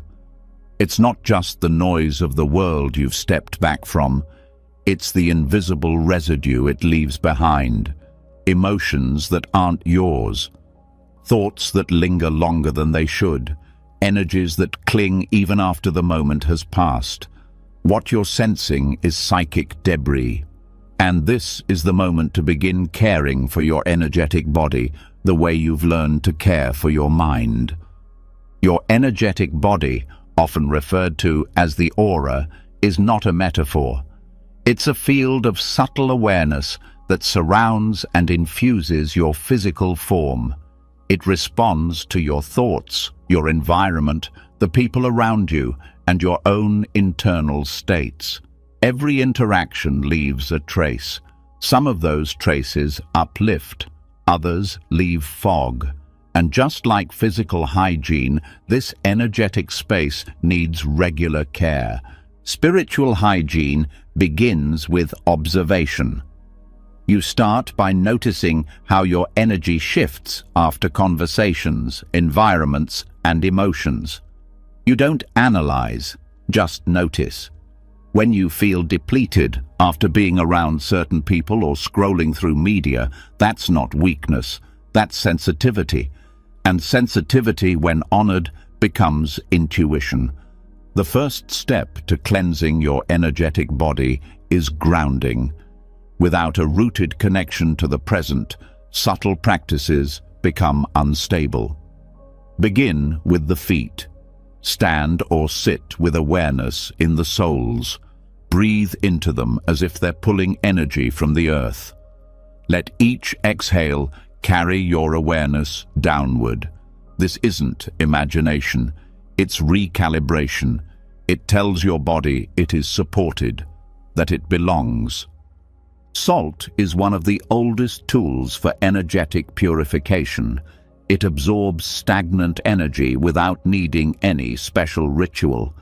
A salt bath, even without added oils or herbs, draws dense vibrations from the body. Let your intention guide the process. As you soak, speak inwardly. I release what no longer serves. I welcome clarity. If a bath isn't available, a salt scrub in the shower works just as well. Rinse slowly.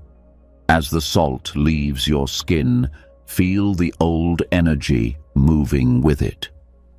Smudging with smoke is another deeply effective practice. Sage, Palo Santo, cedar, and other sacred herbs have been used across traditions not for scent, but for their vibrational properties. When burned with intention, the smoke alters the energy in a space or around a body. The key is presence. As you smudge, move slowly. Circle the body with the smoke, especially around the head, heart, hands, and feet. Let each motion be a gesture of release, not from control, but from trust. Sound is also a potent purifier. A single chime, a bell, or a deep hum can break up stagnant energy and restore natural flow. You don't need expensive tools. Even your voice carries the power to shift your field. Try toning a vowel, ah, o, or e, and feel how it moves through your chest, your spine, your skull. Let the sound find the places where silence has become heavy. Let it move what words cannot. Water, especially in its purest form, holds deep cleansing power. A simple practice involves placing your hands under cold running water with the intention to release. Visualize tension, thoughts, even other people's energy leaving through your palms. Let your breath guide the release. This may seem small, but the nervous system responds instantly. It's a reset that requires nothing but willingness and presence. Another form of energetic hygiene involves visualization. This is not fantasy. It's focused attention. Sit quietly and see your body surrounded by light, soft, steady, protective. Let it grow from your center outward. If you sense dark or cloudy areas, don't panic. Just breathe into them. Offer your presence. Ask the light to fill and clear without pushing or fixing. This is gentle work. Energy responds to softness more than force. Daily aura brushing is another technique. Using your hands, sweep your energetic field from head to toe, about 6 inches from your skin. Move slowly. Pause where you feel resistance. These areas often hold emotional memory or external residue. After brushing, shake your hands out to release what was collected. This physical movement supports the clearing your energy is already doing. Crystals can also support your field. Stones like black tourmaline, smoky quartz, and selenite are known to absorb or deflect unwanted energies.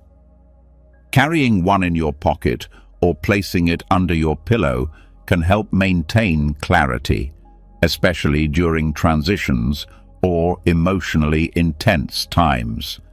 These tools amplify intention, not replace it. The power is not in the stone, it's in your conscious use of it.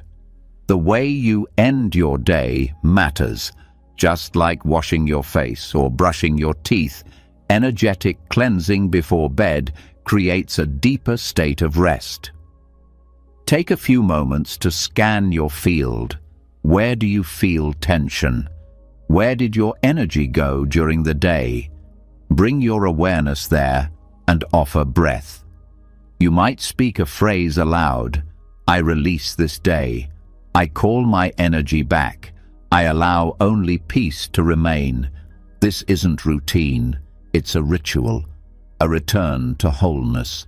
Boundaries are part of spiritual hygiene, not just emotional boundaries, but energetic ones. Being kind doesn't require you to absorb what isn't yours. You can listen without carrying. You can love without merging. Creating a clear energetic edge allows you to remain open without becoming overwhelmed. Visualization helps. Picture a soft field around you, like a membrane that lets love through but filters distortion. You're not building walls, you're preserving clarity. Breathwork also plays a major role. Certain breath patterns clear stagnant energy faster than any external tool. A slow inhale through the nose, a short hold, and a steady exhale through the mouth can flush emotional residue from the chest and belly. The key is rhythm. Find a breath that feels cleansing, not forced. Repeat until you feel the field soften. Movement completes the process. Energy needs space to move. Stretch, shake, walk, sway. Let your body express what words can't. If grief lingers, let it rise. If anger pulses, let it move. This is not about performance. It's about allowing what's real to pass through. When energy is denied motion, it settles into stagnation. When honored with movement, it becomes transformation. Over time, your sensitivity sharpens. You begin to sense not just when your energy is low, but why. You become your own guide, able to navigate emotional and spiritual currents with greater skill. This is what spiritual hygiene creates. Not perfection, but awareness. You don't stop absorbing, you start clearing. You don't avoid life. You meet it with a clean field and an open heart. Your aura becomes a reflection of your intention, not always glowing, but always responsive. You feel when you need rest. You know when it's time to step back. You trust your intuition because your field is clear enough to hear it. This trust is not given, it's built. One practice, one breath, one clearing at a time. You'll start to feel the shift in how people respond to you, not because you've changed your personality, but because your energy is more coherent. Coherence is magnetic. It invites truth, presence, and depth, and you carry it with you, not as armor, but as alignment. Spiritual hygiene is not an emergency tool. It's a daily devotion, a way of honoring the energy you carry and the spaces you move through. You begin to treat your presence as sacred, your field as alive, your body as a conduit, not just a container. And from that place, you move through the world differently. Not untouched by life, but untouched by what doesn't belong. This isn't about escaping the world, it's about meeting it clean, grounded in your body, connected to your breath, aligned in your energy, clear in your intention. And when your field is clear, your spirit has more space to speak. Your decisions hold more weight. Your path unfolds with less noise. You become a clear vessel, not because life gets easier, but because you've learned how to tend to your space, how to clear the fog before it becomes a storm, how to return to presence before the weight of the day buries your clarity. This is the gift of subtle mindfulness, not loud, not flashy, but steady, constant, deep. And in its quiet power, it gives you back to yourself, whole, clear, alive, ready to continue forward, not carrying more, but carrying less, not escaping life, but re-entering it fully with a field that can hold what matters and release what doesn't. Once the subtle layers of your energy field begin to clear, your awareness becomes more refined. You notice sensations more fully, emotions arrive without confusion, and your inner space feels more breathable. But the body, as much as the spirit, craves movement. Energy doesn't only sit still, it flows. And the next invitation isn't to go inward and stay. It's to bring that presence outward, to move with it, to walk with it, and to let each step become more than transportation. This is where prayer begins to take on a new form, not one tied to posture or language, but one tied to rhythm, to contact, to movement that reconnects you with the divine as you move through the ordinary. Walking in prayer is not performance. It's not about doing something holy in a religious sense. It's about awakening sacred awareness in the most natural human act, walking. The steps you take become conscious, intentional, and open. Your body begins to speak in rhythm. Each stride carries your breath, your thoughts, your presence. With that rhythm comes a softening, a shift from rushing to arriving. To begin walking as prayer, you don't need anything special. No tools, no phrases, no chants. What you need is attention. Start by standing still and feeling the earth beneath you. Let your weight settle. Feel where your body connects to the ground. This is your first point of prayer, acknowledging support, that you are held, always. Then begin walking, slowly, not exaggerated, but intentional. Pay attention to how your feet meet the ground. Notice the sensation of pressure, of balance, of gravity. Let your breath match your pace. There's no right number of steps per breath. The goal isn't synchronization. The goal is connection. Breath becomes your companion, your anchor, the quiet metronome of your awareness. Let it move through you. As thoughts arise, don't stop them. Let them pass like clouds over a steady sky.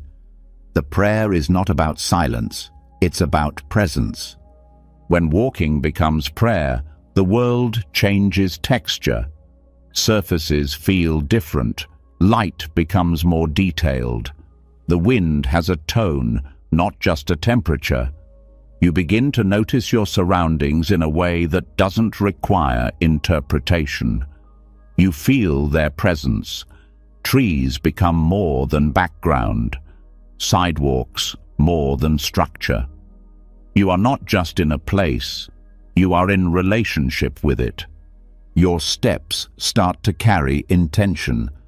You can set one before your walk or allow it to arise during. This intention isn't a goal, it's an offering.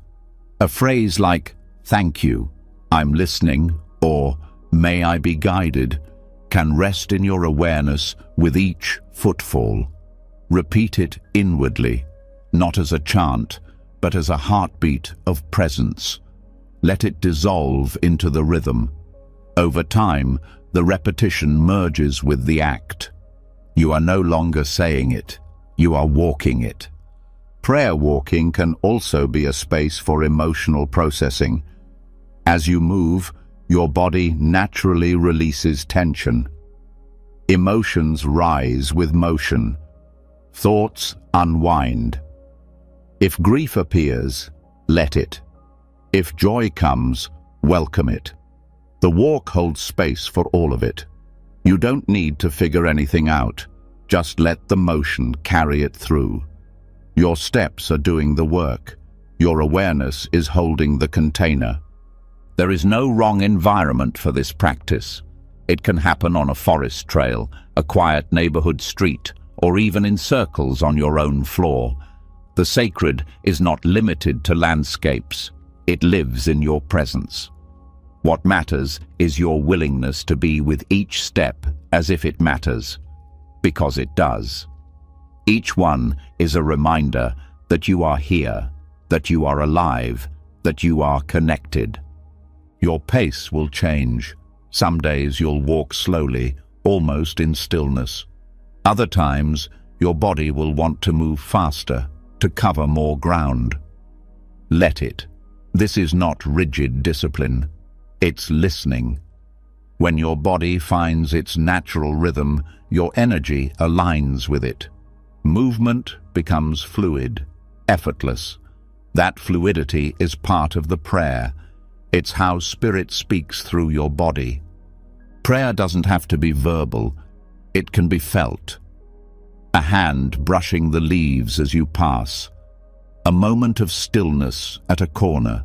A pause to take in the shape of the sky. Each of these is a silent offering.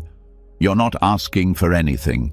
You're acknowledging that presence is already enough, that nothing needs to be added, only noticed.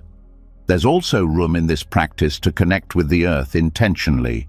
As you walk, offer your awareness to the land beneath you. Even in the city, the ground remembers. It holds memory, weight, and life. With each step, thank the earth for holding you. Let your gratitude rise without words. Your energy carries it. The earth understands. This practice can deepen when walking routes become familiar. Returning to the same path creates an energetic relationship. The path begins to recognize you, not literally, but spiritually. It begins to mirror your process. You notice changes not just in the landscape, but in yourself. The trees you pass start to feel like old friends. The quiet bench becomes a companion. Prayer becomes less of a practice and more of a natural state. Your inner landscape changes with the outer one. If you're tense, the walk may feel jagged at first. That's okay. Keep moving. Let your steps soften the edges. With every footfall, release a little more. The body holds stories, Walking in prayer helps those stories complete, not through thinking, but through gentle repetition. Left, right, breath, ground, again. When walking becomes sacred, solitude becomes rich. You're not alone. You're accompanied by your breath, the earth, the air, your awareness. If others pass, let their presence fold into the prayer. Not as interruption, but inclusion. Every face becomes part of the rhythm. You don't need to engage, but you also don't need to resist. The world becomes your chapel, your sanctuary, your sacred text. Your nervous system begins to respond to this practice. The stress patterns that once pulled your attention start to dissolve.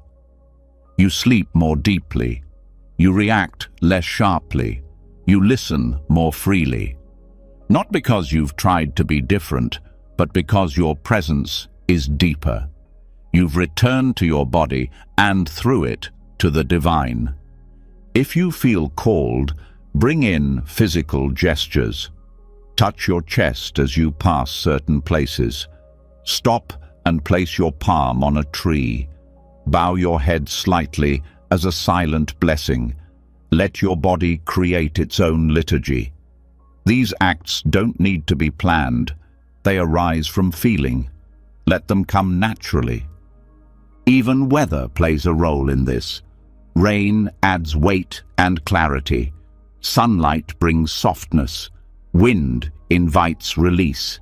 Each condition offers a different quality to the walk. None are barriers. They're all part of the prayer.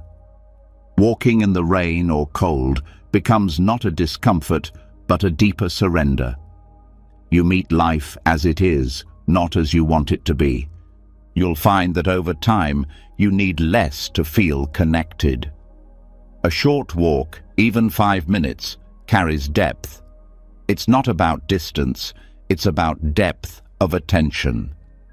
You can walk to the corner store and back and still return with more peace than an hour in stillness if you move with presence. Technology can be integrated wisely. If you must carry a device, silence it. Use it only as a tool of intention, perhaps to take one photo that feels meaningful, or to record a thought that truly matters. But don't let it pull you out. Don't let it lead. Let your breath lead. Let your step lead. If the mind wanders, and it will, gently return. Each step is an invitation, a reset. You don't have to get anywhere. You just have to come back to your body, to your breath, to your path. Walking in prayer is an act of devotion, not to a doctrine, but to life itself. It's a way of saying yes to being here, yes to presence, yes to letting each part of you arrive in this moment without needing to earn it or explain it. It's how your body teaches your spirit to stay. And the more you walk this way, the more your life begins to reflect it. You become someone who brings stillness into movement, who brings depth into the ordinary, who walks not just through the world, but with it. This is the integration of all the practices before. The silence, the grounding, the clearing, the connection, they all converge here. In motion, in breath, in step, in prayer. And there is no destination, only the next step, and the next, and the next, until the walking itself becomes home. As each step lands with greater presence and your waking life begins to feel more grounded, clear, and alive, a new question arises. What happens when the body rests and the mind lets go? Where does that awareness go when the outer world fades and only the inner world remains? You've learned to walk in presence, to breathe with intention, to clear and realign your energy through stillness and movement. Now, the invitation is to enter the next sacred space, sleep, not just as rest, but as a portal. Because what you do in waking hours shapes your dreams, and your dreams hold more than stories. They hold guidance. They hold messages, memory, and medicine waiting to be received. Dreamwork, as a form of spiritual mindfulness, means entering sleep with intention. It's choosing not to dismiss your dreams as random or chaotic, but to meet them as sacred communication. Just as your body speaks through sensation, your subconscious speaks through imagery, emotion, and movement. And when you begin to listen, everything shifts. You stop waking up confused or disconnected. You start waking up with insight, release, and direction that no external source could have offered. The first step is preparation. How you enter sleep affects what you receive. The nervous system needs a soft landing. Let your body know that rest is coming by dimming the lights early, reducing sensory input, and turning away from devices. Light affects melatonin, and screen activity affects your dream depth. By honoring your entry into night, you open the channel for deeper, more vivid dreaming. Before sleep, set a clear intention, not a demand or expectation, but a quiet request. This can be simple. You might speak inwardly. I am open to remembering what my soul wants to show me tonight. Or, I welcome clarity, healing, or insight as I rest. The words don't matter as much as the energy behind them. Say it gently, say it honestly, then let it go. The intention doesn't need to be chased. It simply needs to be planted. Create a consistent space to rest. Your sleeping environment carries energy just like your meditation space. Keep it clean, quiet, and energetically clear. If possible, open a window to let in fresh air. Use subtle scents like lavender or sandalwood if they feel soothing. Your body learns to associate your space with safety and surrender. That state of trust allows your deeper consciousness to rise freely. Keep a journal by your bed.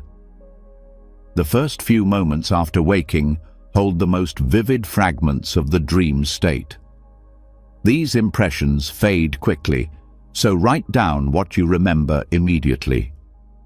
Even if it's just a feeling, a word, a color, or a body sensation, write it. You're not looking for perfect recall. You're building relationship with your dreaming self. Each time you record, you reinforce to your system that this space matters. Over time, your dreams will become more coherent. You may start noticing recurring symbols, animals, places, people you don't know in waking life, sensations that don't match waking logic. These are not mistakes. They are layers of the subconscious expressing itself through metaphor. In Dreamwork, you don't try to decode your dreams like a puzzle. You let them unfold like poetry. You ask, what did I feel? What stayed with me? What part of this reflects something alive in me right now? Many dreams process emotional energy that couldn't move during the day. This might look like chaotic or overwhelming experiences in the dreamscape. These are not warnings, they are releases. Dreams help discharge suppressed fear, grief, or confusion in symbolic form. The dream isn't asking you to fix it, it's showing you that the emotion has space to complete. Your role is not to control, but to witness. When you wake, acknowledge the emotion, not the storyline. Feel what's moving. Let it move all the way through. Some dreams are more than release. They are messages. These carry a different frequency. They leave you with clarity or a strange sense of familiarity. They may come with symbols that echo across multiple dreams, or they may arrive with a sense of presence beyond your own awareness. These dreams are often guidance, not future predictions, but spiritual direction. They point you inward. They nudge your choices. They speak in a language beyond the mind. Lucid dreaming may occur as your awareness strengthens. This is when you realize within the dream that you are dreaming. In that moment, you're not just an observer, you are co-creator.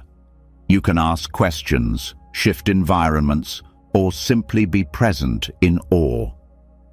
Lucidity is not about control, it's about clarity. You're awake within rest. You're conscious within the subconscious. If this happens, stay calm. Let the moment unfold. The more grounded you remain, the more access you have. To invite lucid dreaming, gentle techniques can help. One is reality checking during the day. Ask yourself often, am I dreaming? Look at your hands. Look at text. In dreams, these often appear distorted. The habit of checking carries into sleep, and when repeated enough, it creates awareness inside the dream. Another method is waking briefly in the early morning, setting the intention to re-enter sleep with awareness and allowing your body to drift while your mind stays lightly alert.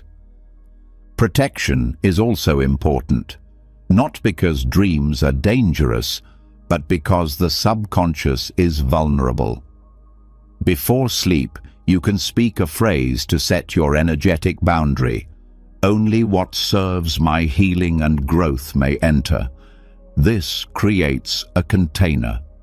Your dream space is sacred, and like any sacred space, it deserves care. Not all dreams are symbolic. Some are neutral. These serve to regulate, to balance thought and memory. Even these have value.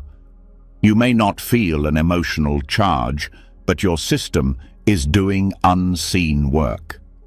Don't look for meaning where none exists. Trust the rhythm. Some nights are messages, some nights are rest. Recurring dreams often point to unresolved energy. Instead of fearing them or overanalyzing, bring compassion. Ask what part of you keeps returning here. Is it a fear, a memory, a lesson that hasn't been lived? When you meet the recurring dream with presence instead of avoidance, it often shifts. The loop breaks not through analysis, but through honest attention. Spiritual visitations may occur.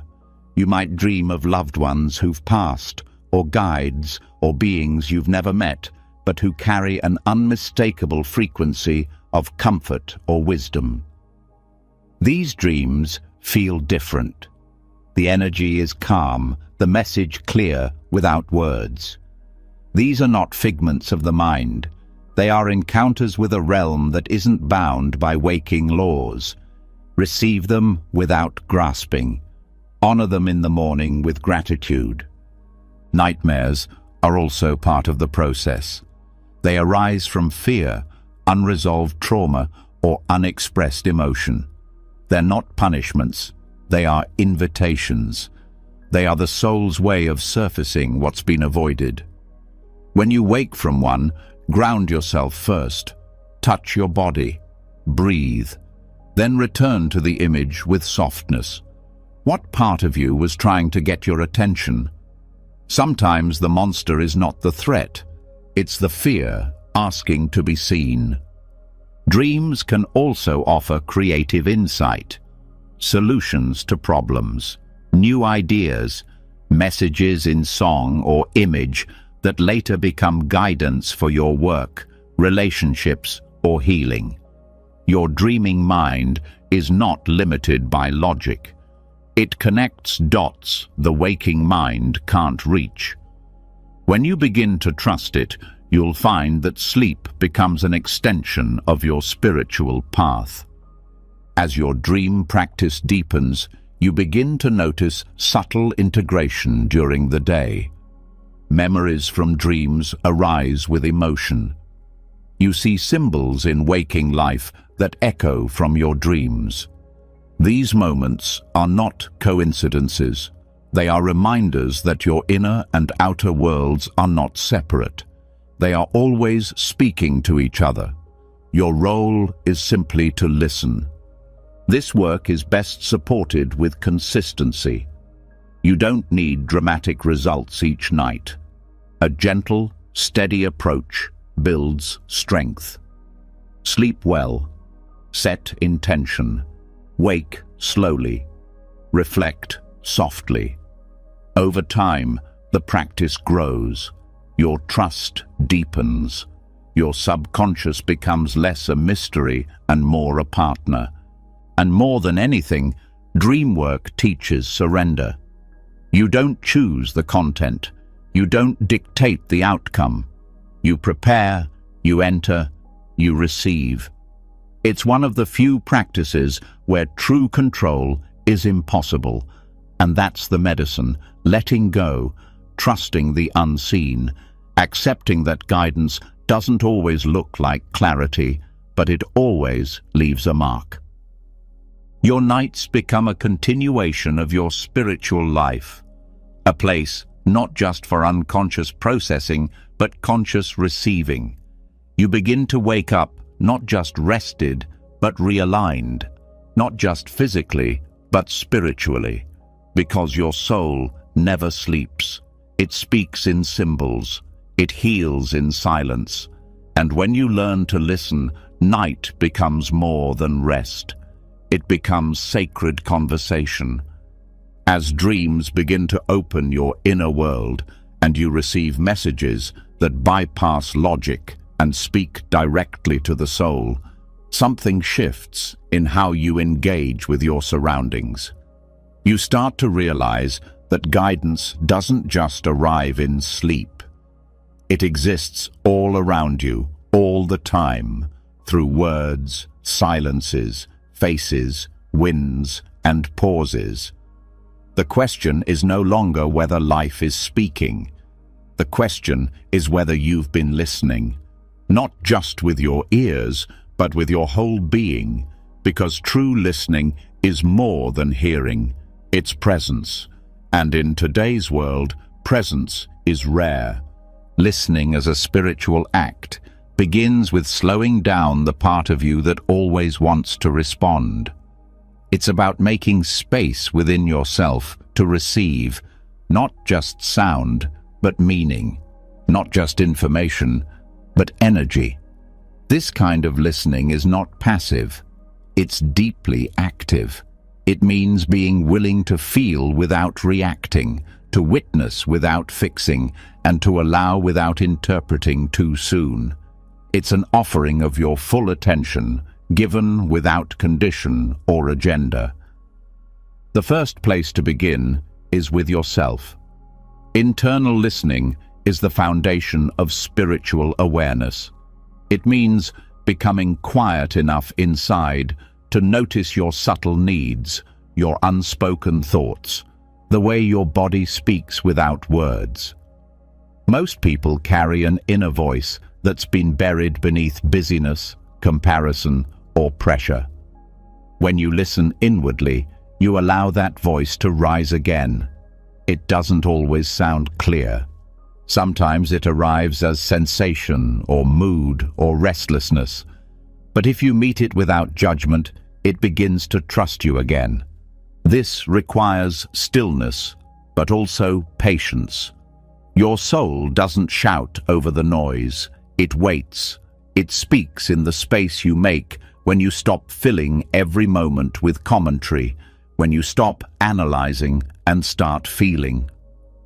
One way to practice is to sit in silence each day, not to meditate, not to do breath work, but simply to listen. Set a timer for a few minutes. Do nothing but receive. Thoughts may rise, and that's okay. But underneath the thoughts, something deeper stirs. A truth that doesn't need to be crafted. A knowing that has no need for approval. You'll begin to notice how much of your attention is usually spent preparing responses. In conversation, you may be forming your next sentence before the other person is finished speaking. Sacred listening asks you to pause, to truly hear, to allow the other's presence to exist fully before responding. This kind of listening can be felt. It makes people feel seen without needing to explain themselves. It creates a field of trust. The nervous system softens in the presence of someone who is truly listening. To cultivate this, start with someone close to you. During your next conversation, practice being fully present. No interrupting, no offering advice unless asked. Let your eyes stay soft. Let your body stay open. Allow the silence that often follows deep sharing. Don't rush to fill it. Sacred listening honors the pause. Sometimes the most healing part of a conversation is the space after someone speaks, where they're allowed to simply be without being fixed. This practice also changes how you hear everyday moments. The wind moving through leaves, the cadence of footsteps, the rhythm of rain. These sounds begin to carry meaning, not messages you translate into language, but presence you feel in the body. Life becomes more textured. You stop treating sound as background and start meeting it as part of the unfolding moment.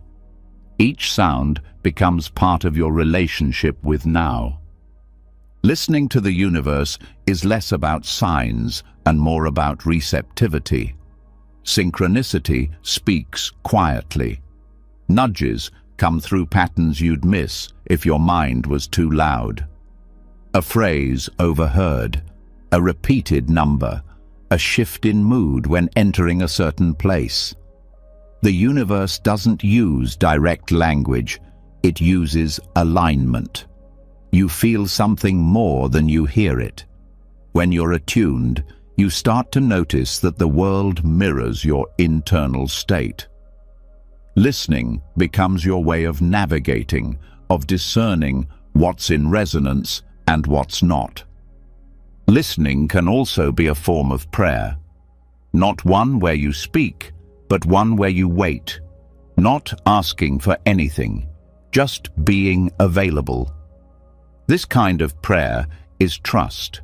It says, I don't need to be in control. I'm willing to receive what's here. Sometimes what arrives is clarity. Sometimes it's emotion. Sometimes it's just stillness. But every time you return to this space, you deepen your relationship with presence itself.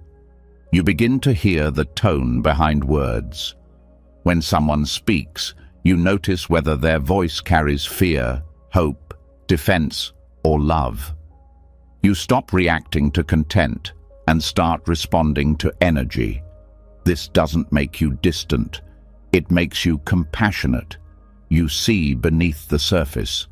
You hear what's unspoken.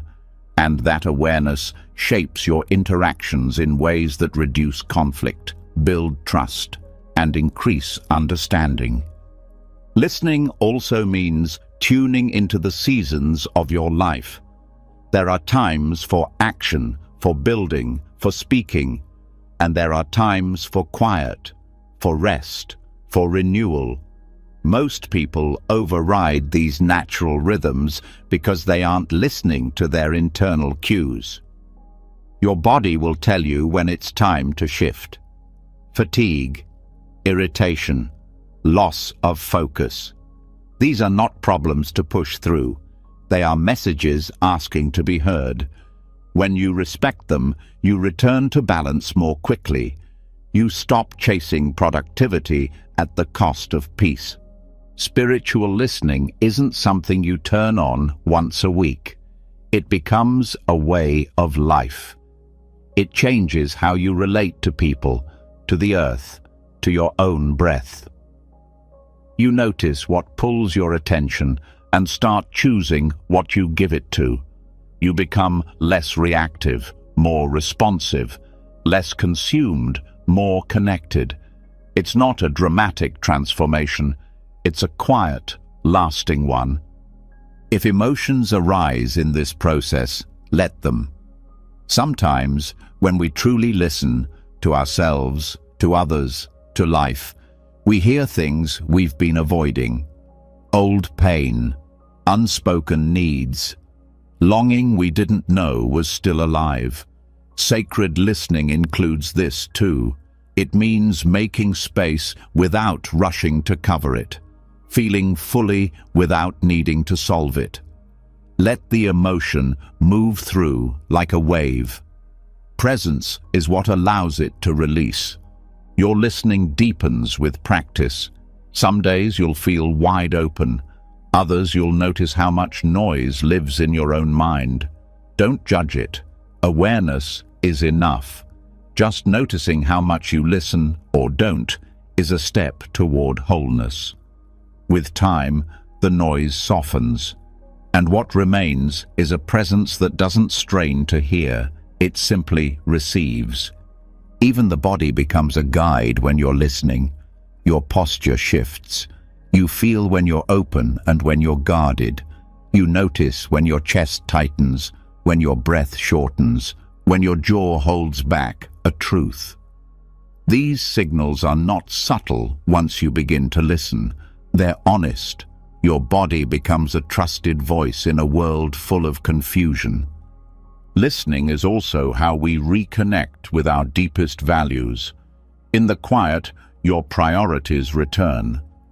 You remember what actually matters, what brings peace, what aligns. And from that remembering, your decisions gain integrity.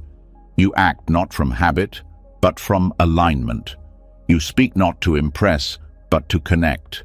You move not to prove, but to embody. True listening is radical because it asks you to give up the illusion of control. It asks you to let go of knowing and become a vessel for what wants to emerge. It asks you to meet life without a script. That kind of receptivity is powerful. It's how healing begins. It's how transformation unfolds, not in noise, but in the still space where something new can finally be heard. And perhaps, most importantly, listening teaches you how to love without condition. When you listen fully to someone else, not to respond, not to guide, but to be with, you give them something rare. You give them presence, and that is often more healing than any solution. Because deep down, everyone just wants to be seen, heard, and held without being fixed. So you return again and again to this practice, not because it's easy, but because it's real. You walk through your life as a receiver, a listener, a witness. You pause before speaking. You hold silence like a sacred cup. You stop needing to know everything.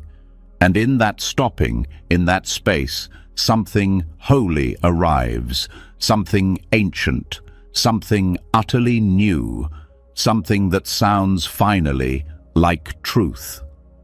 When you begin to truly listen to your breath, your body, your environment, your emotions, something becomes undeniably clear. The depth you've been searching for isn't hidden in faraway places. It's always been here, waiting beneath the noise, beneath the rush, beneath the daily momentum that sweeps you along without pause. Listening shows you where presence lives, but staying in that presence throughout a busy life is its own spiritual skill. Life doesn't always offer long spaces to be still or retreat in the traditional sense. And yet, your spirit doesn't need hours to reset. It only needs a moment of intention. Micro-retreats are the response to that truth. These are short, powerful windows throughout your day where you stop, breathe, reconnect, and return, not to escape the world, but to meet it differently. In a fast-paced reality, the ability to pause, even for a few minutes, is a sacred act of resistance. It's how you protect your inner peace while continuing to show up in your relationships, your responsibilities, your life.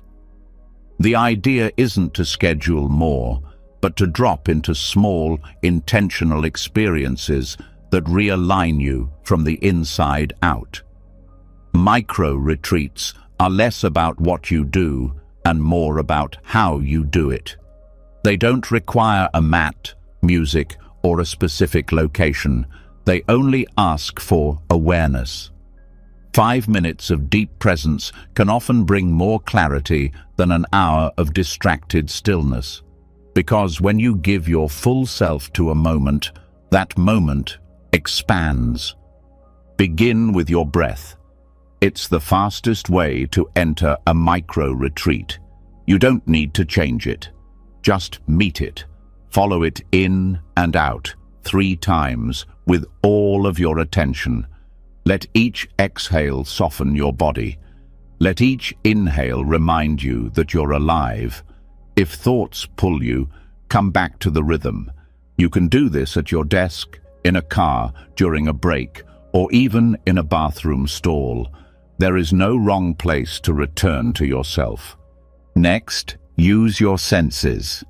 Choose one: sight, sound, touch, taste, or smell, and focus on it completely. Take a sip of water and feel it travel through your body. Listen to one sound without labeling it. Touch a surface and notice its texture, temperature, resistance. These are not random details, they're entry points. By choosing one sense and staying with it for a few moments, you stop scattering your energy and begin collecting it back into presence. Micro-retreats also begin with your intention. Before beginning, ask yourself gently, what am I needing right now?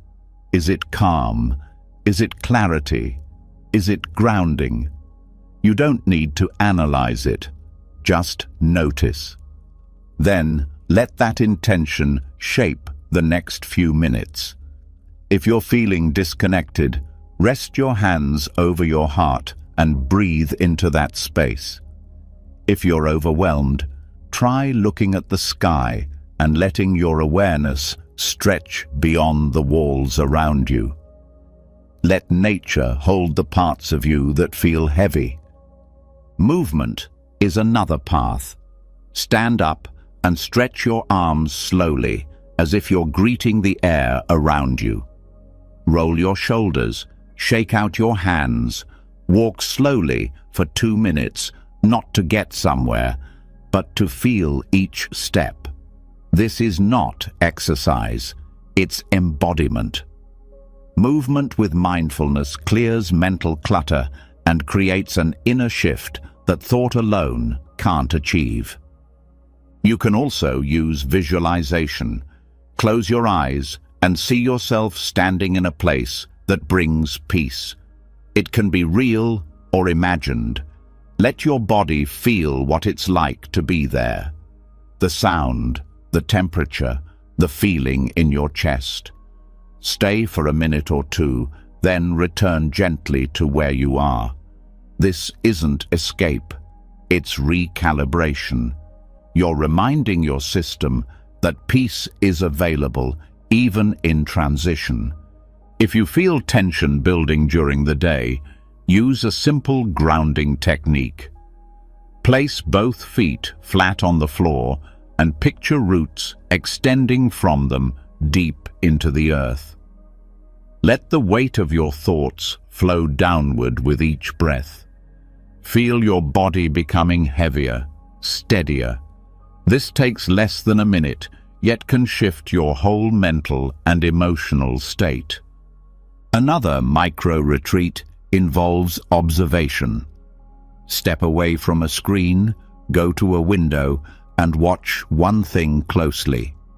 A tree moving, people walking, light shifting. Not to judge it or make meaning from it, just to observe. Watching the world without commentary reconnects you to your awareness in a way that digital input cannot. It brings you out of mental loops and back into the now. You can also use affirmations as anchors. Choose one that speaks to your current state and repeat it internally with each breath. Phrases like, "I am safe," "I return to center," or "This moment is enough," can act as spiritual handholds. Let the words sink in. Let them be felt, not just thought. This brings the affirmation from the mind into the body. Sound can serve as a reset too. Use a short chime, a single note, or even the sound of your own voice. A soft hum or low tone can shift your internal frequency. Let it vibrate through your chest or throat. You're not trying to make music, you're tuning your system. Just as sound clears physical space, it clears internal space.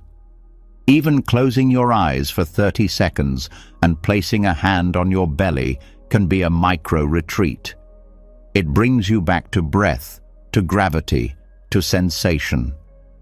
This is where presence lives, not in the thoughts racing through your head, but in the simple act of being still and aware in your body.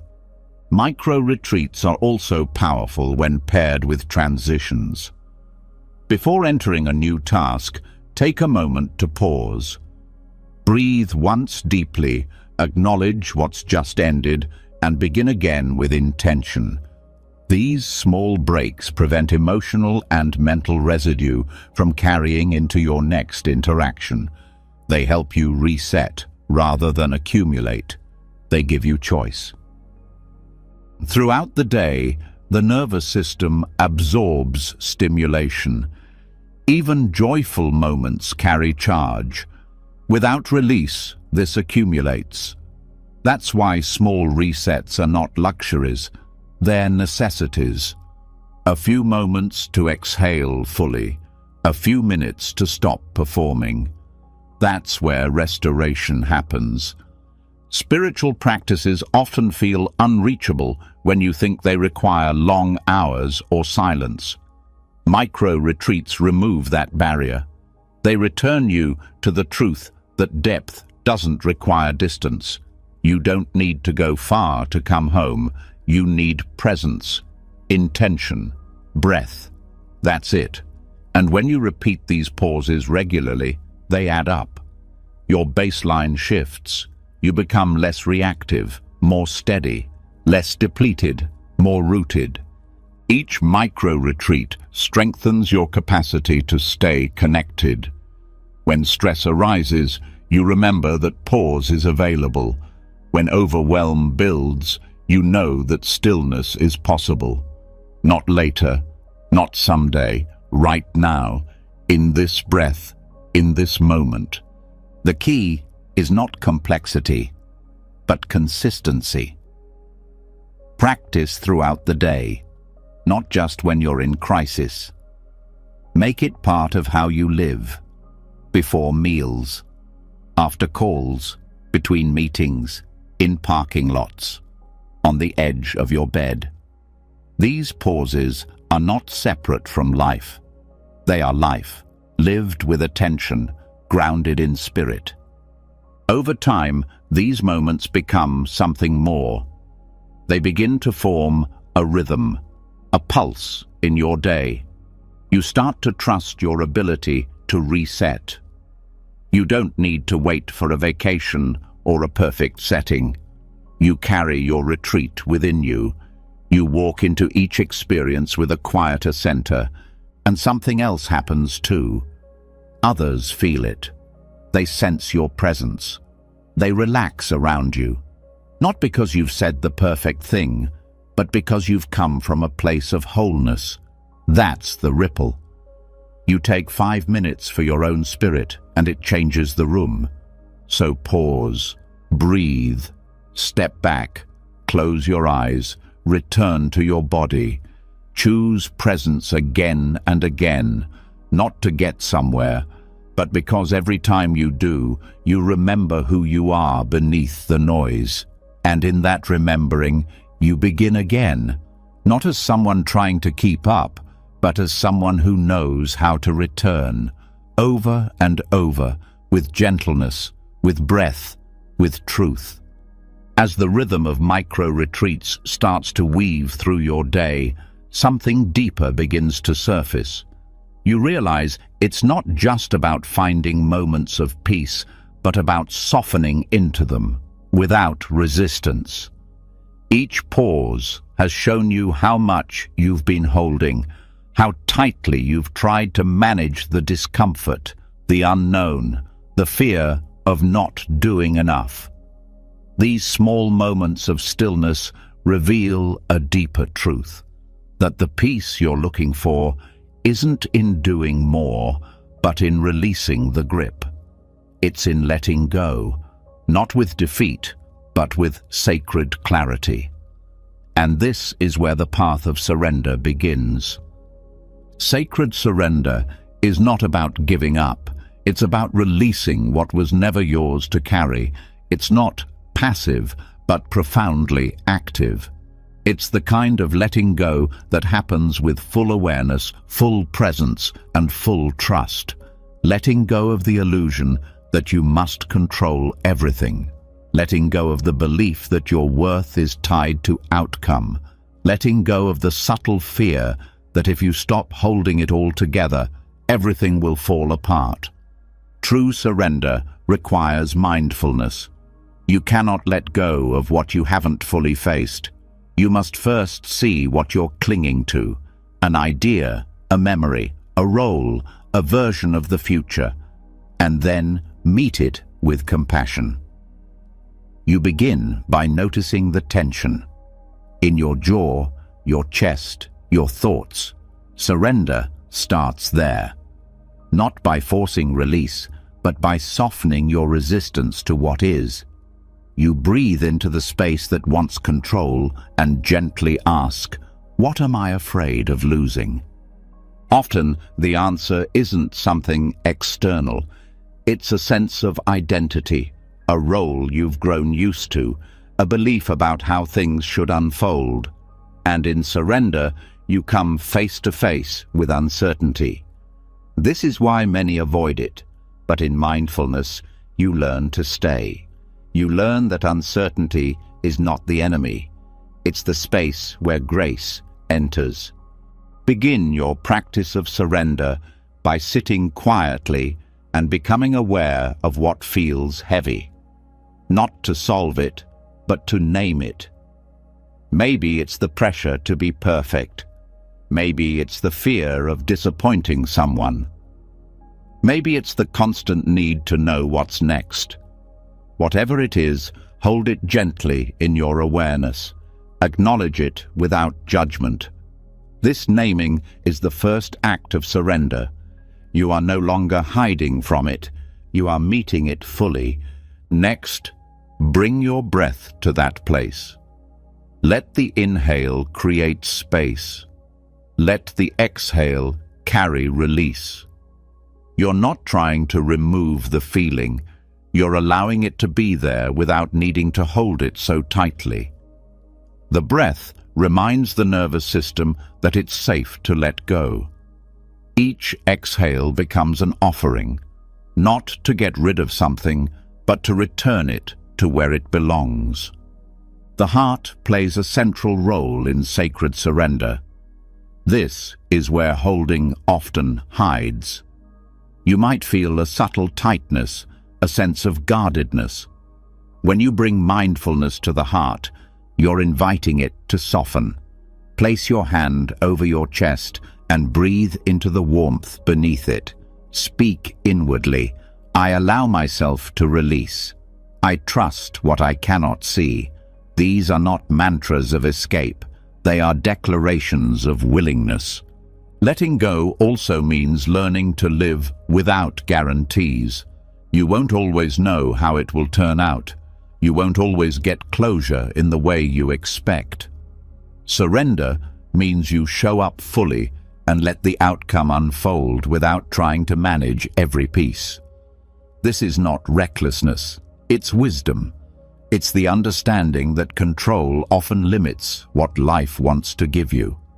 There is a paradox in surrender. The more you release, the more strength you discover. Not forceful strength, but a calm, grounded power that doesn't rise from certainty, but from presence. You become rooted not in knowing, but in trusting. You begin to understand that surrender is not about collapsing. It's about standing open, arms wide, heart steady, ready to receive what is. This practice transforms relationships. You stop needing others to be different so you can feel safe. You stop controlling conversations, outcomes, dynamics. You learn to listen more, fix less, hold space instead of forcing change. People feel this shift. They feel less pressure around you. They feel more seen, and your own nervous system begins to rest because it's no longer working so hard to keep everything in place. Surrender also allows space for grief. Letting go often brings sadness, and mindfulness gives you the capacity to feel it without drowning in it. To mourn the expectations, the lost moments, the versions of the story that didn't unfold. Grief is not weakness, it's honesty, and through surrender, it becomes sacred. It becomes a cleansing of the heart, a making room for something new. This doesn't mean you don't care. It means you care without attachment. You act with integrity, and then you release the need to control what comes next.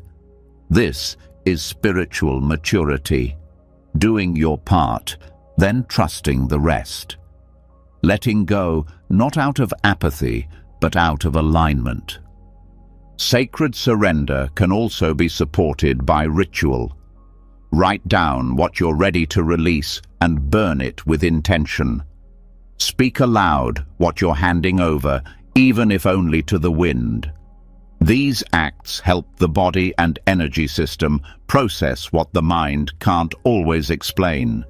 The ritual becomes a bridge between intention and embodiment.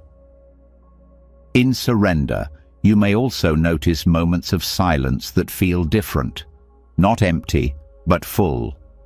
A deep quiet that comes not from absence, but from presence. This is the soul resting.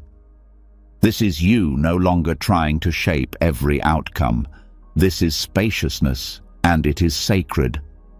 One of the most powerful aspects of surrender is that it invites grace. Things begin to move that you didn't push. Clarity arrives that you didn't plan. Relationships shift in ways that your effort never could have created. This doesn't happen because you forced it. It happens because you stopped blocking it. You allowed the natural unfolding of life to meet you where you truly are. Letting go also changes how you speak to yourself. The inner critic loses power. The voice that used to demand perfection softens. You start saying things like, "I did my best," and actually believing it.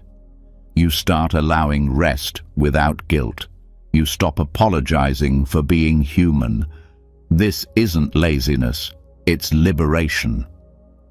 You'll notice that your reactions become slower, your choices become clearer, your energy becomes steadier, Because when you're not clinging, you're more present. And presence is what gives you real power, not the illusion of control, but the clarity of alignment. This practice isn't about getting everything right. It's about living with open hands, about doing what's yours to do, then stepping back and letting life breathe. It's about noticing when you're trying to force and choosing instead to allow. It's about trusting that what is meant for you will not require you to cling or beg. It will flow naturally. It will come with peace. Letting go doesn't always feel good at first. It can feel vulnerable, unfamiliar. But over time, you begin to crave it. You begin to crave that lightness, that exhale, that moment when the burden lifts, not because someone took it from you, but because you chose to stop carrying what wasn't yours. And from this place, life opens. Doors appear that effort alone couldn't unlock. People show up. Insights arise, not always on your schedule, but always in alignment. This is the gift of sacred surrender, not control, but flow, not certainty, but peace, not force, but freedom. So breathe. Notice what you're holding. Let it soften. Let it speak. Let it move through. You don't have to know what's next. You don't have to make it perfect. You just have to meet this moment with presence and trust that letting go is not the end. It's the beginning of something wiser, deeper, and more whole than anything control could ever create. As you learn the power of sacred surrender, something becomes clear that you may have sensed all along. What's hardest to release isn't always control over the future. It's the parts of yourself you've pushed away, the emotions you avoid, the patterns you hide, the memories you silence.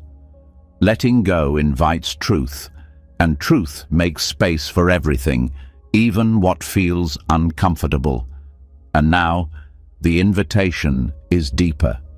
To not just accept the light, but to welcome the dark.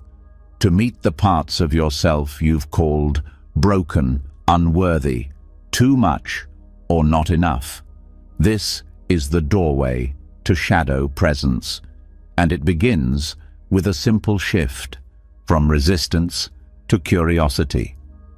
Every person holds a shadow, not as a flaw, but as a fact of being human. The shadow is not evil or wrong. It's made of what you couldn't safely express, what you didn't know how to feel, what you learned to suppress in order to belong. These aspects of you, anger, shame, fear, insecurity, don't disappear when ignored. They shape your choices in subtle ways. They live in your reactions, in your judgments, in the weight you carry but can't name. Mindfulness allows you to finally turn toward them with clarity and care. To begin this process, you must understand that the shadow does not need to be destroyed. It needs to be seen. The parts of you that feel messy or intense are not working against you. They are holding messages. They're asking to be felt, not fixed. They show up in moments when you feel triggered, overwhelmed, or out of alignment. Instead of reacting or running, shadow presence invites you to pause, to meet the discomfort with awareness instead of avoidance. Start by noticing your emotional edges. What feelings do you try to push away? What parts of yourself do you judge harshly? What traits in others provoke strong reactions in you? These are mirrors. They reflect the parts of your inner world that are still waiting to be acknowledged. The process is not about blame or shame. It's about turning on the light in the room you've kept locked. Befriending the shadow begins in stillness. Sit quietly when a difficult emotion arises. Instead of escaping or distracting, breathe into it. Ask it a simple question. What do you need me to know? Listen without analyzing. This is not about making the emotion smaller. It's about making space for it to exist without overwhelming you. When you hold space for pain without turning away, that pain begins to shift. It loses its sharpness. It reveals what's beneath the surface. Anger, for example, often masks grief or betrayal. Shame can point to a place where you stopped believing you were lovable. Fear might be trying to protect a part of you that was once deeply wounded. These emotions are layered. They are intelligent. When met with mindfulness, they begin to unfold, revealing not just hurt, but healing. Compassion is the foundation of this work. Without it, the shadow becomes something to fight. With it, the shadow becomes something to integrate. Speak to yourself the way you would speak to someone you love in pain. Remind yourself that feeling something deeply is not a sign of weakness. It's a sign of connection, of being alive. When a part of you rises in distress, whisper inwardly, "I see you, I hear you. You are allowed to be here." This is not a one-time practice. The shadow speaks in cycles. It returns in different forms at different stages, and each time it does, you have the chance to meet it with more awareness. You begin to see the patterns not as flaws, but as invitations. You begin to ask different questions, not "Why am I like this?" but "What is this showing me?"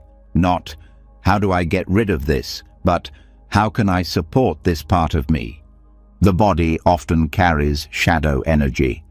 Tightness in the chest, knots in the stomach, tension in the throat. These are not random. They're expressions of unprocessed emotion. Bringing your attention to these sensations without trying to fix them begins the process of integration. Use your breath to stay present. Place your hands over the area. Offer warmth. Offer acknowledgement. Sometimes the most healing thing you can do is sit with your discomfort without trying to make it disappear. Journaling can also be a powerful tool in shadow presence. Not to edit your thoughts, but to express them honestly. Write down what you're afraid to say out loud. Let the words come without filtering. This is not about creating a narrative. It's about releasing pressure, about making the internal visible. Once written, those feelings often soften. What felt like a storm becomes something you can hold. Another practice is dialoguing with the shadow. This means giving voice to the parts of yourself you usually suppress. You can write or speak it aloud. Let the part of you that feels angry or ashamed or afraid say what it needs to say. Don't correct it. Don't rush it. Just let it speak. Then, from your grounded awareness, respond with compassion. This back and forth builds trust. It teaches your inner parts that they are no longer alone. Shadow presence also transforms how you relate to others. When you own your anger, you stop projecting it. When you meet your shame, you stop hiding behind perfection. When you hold your fear, you stop controlling everyone around you. You become more honest, more spacious, more whole. People feel this. Relationships deepen, conflict softens, boundaries become clearer, not from defense, but from alignment. It's important to remember that this work can feel intense. You are not expected to do it all at once. Go slowly, move gently, use support when needed. Sometimes speaking with a trusted friend or guide creates the safety needed to explore the deeper layers.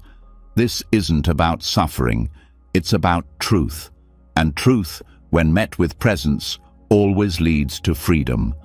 Art, music, and movement can also support shadow integration. These are non-verbal ways of expressing what words can't hold. Dance your anger, paint your grief, sing your fear. Let the energy move through creativity. The shadow responds to expression. It doesn't want to be buried. It wants to be seen, felt, and transformed. Shadow work is not about fixing yourself. It's about making peace with the parts of you you've labeled unacceptable.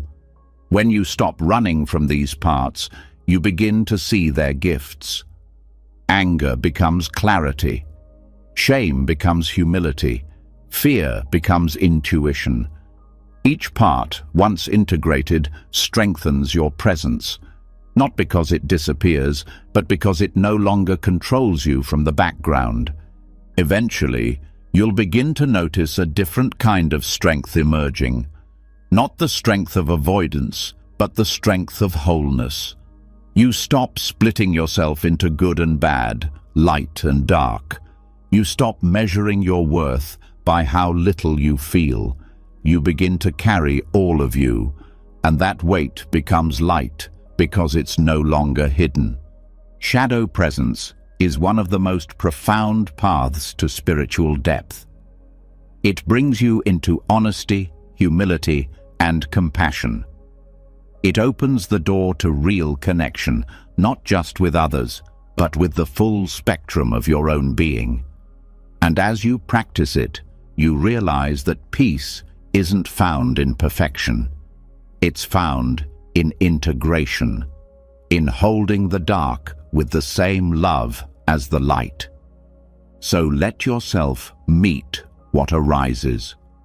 Let yourself feel what you were taught to fear. Let yourself soften where you once tightened. And know that in doing so, you are not breaking. You are coming home. One breath, one truth, one tender encounter at a time.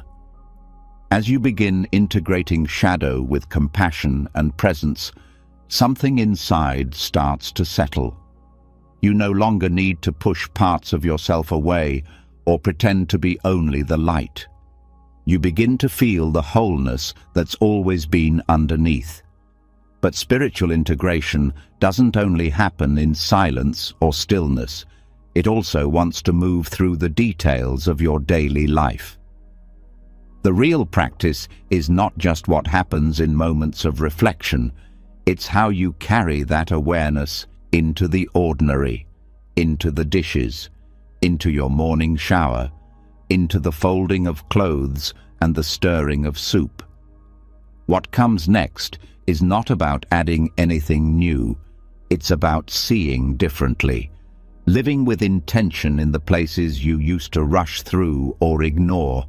This is where ritual meets the mundane. Daily tasks often become mechanical. You do them out of necessity, often while thinking about something else.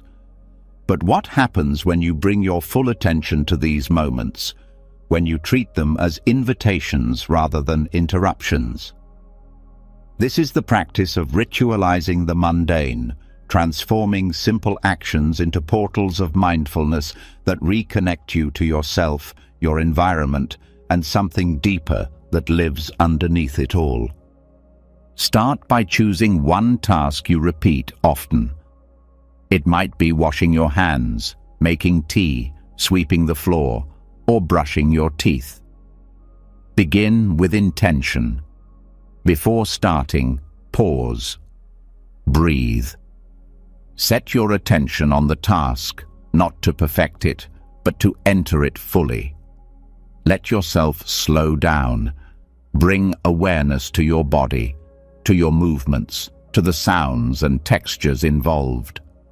These sensory details become your anchor. As you engage with the task, let go of the need to finish quickly. You're not just completing a chore, you're creating space. Every motion, becomes a rhythm. Every step becomes part of a pattern. This rhythm grounds you. It draws your attention out of the future or the past and brings you fully into the present moment.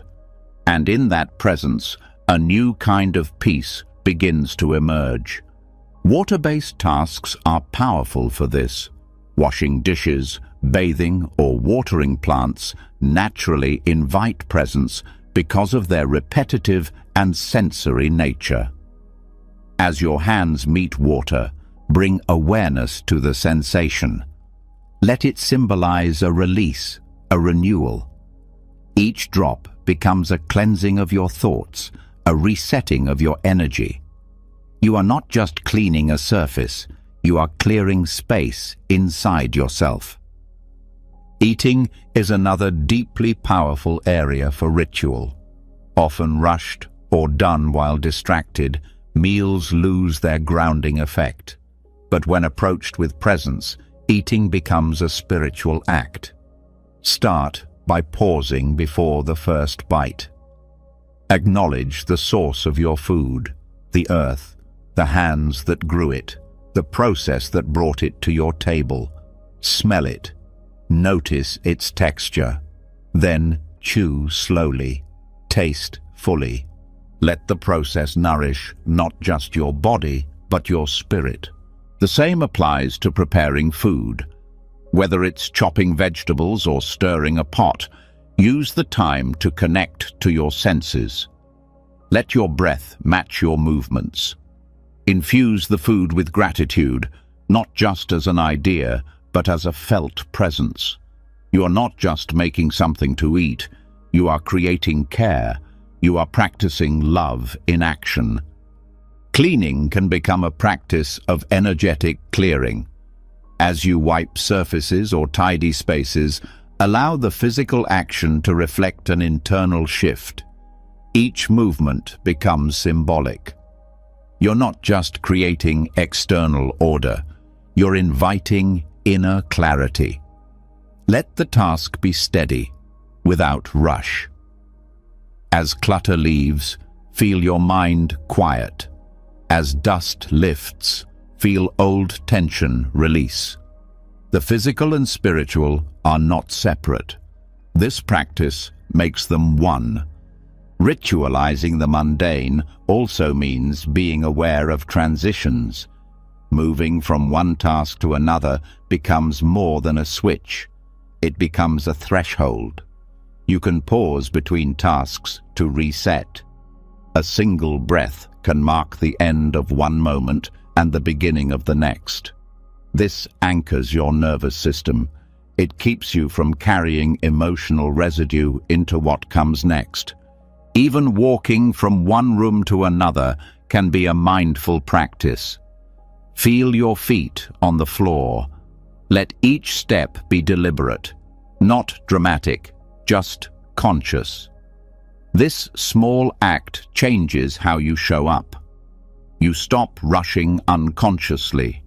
You start arriving fully. These micro-rituals bring coherence to your day. Clothing yourself becomes an act of care. As you dress, notice the feel of the fabric. Bless your body as you cover it. Whether you are putting on work clothes or resting clothes, let the act be gentle. Let it reflect your respect for this body that carries you. This quiet acknowledgement builds self-connection in ways louder practices sometimes cannot. You can also ritualize your morning and evening routines. The way you wake up and the way you prepare for sleep shape your energy. Instead of checking your phone first thing, place your hand on your heart. Feel your breath. Set a quiet intention for the day. Let this be your first connection, not to tasks, but to yourself. At night, release the day with the same mindfulness. Brush your teeth with awareness. Lower the lights with intention. Let your body know it is safe to rest. These daily rituals don't require spiritual language.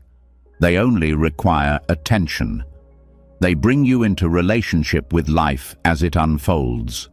They shift you from reacting to participating, from numbing to feeling, from resisting to receiving.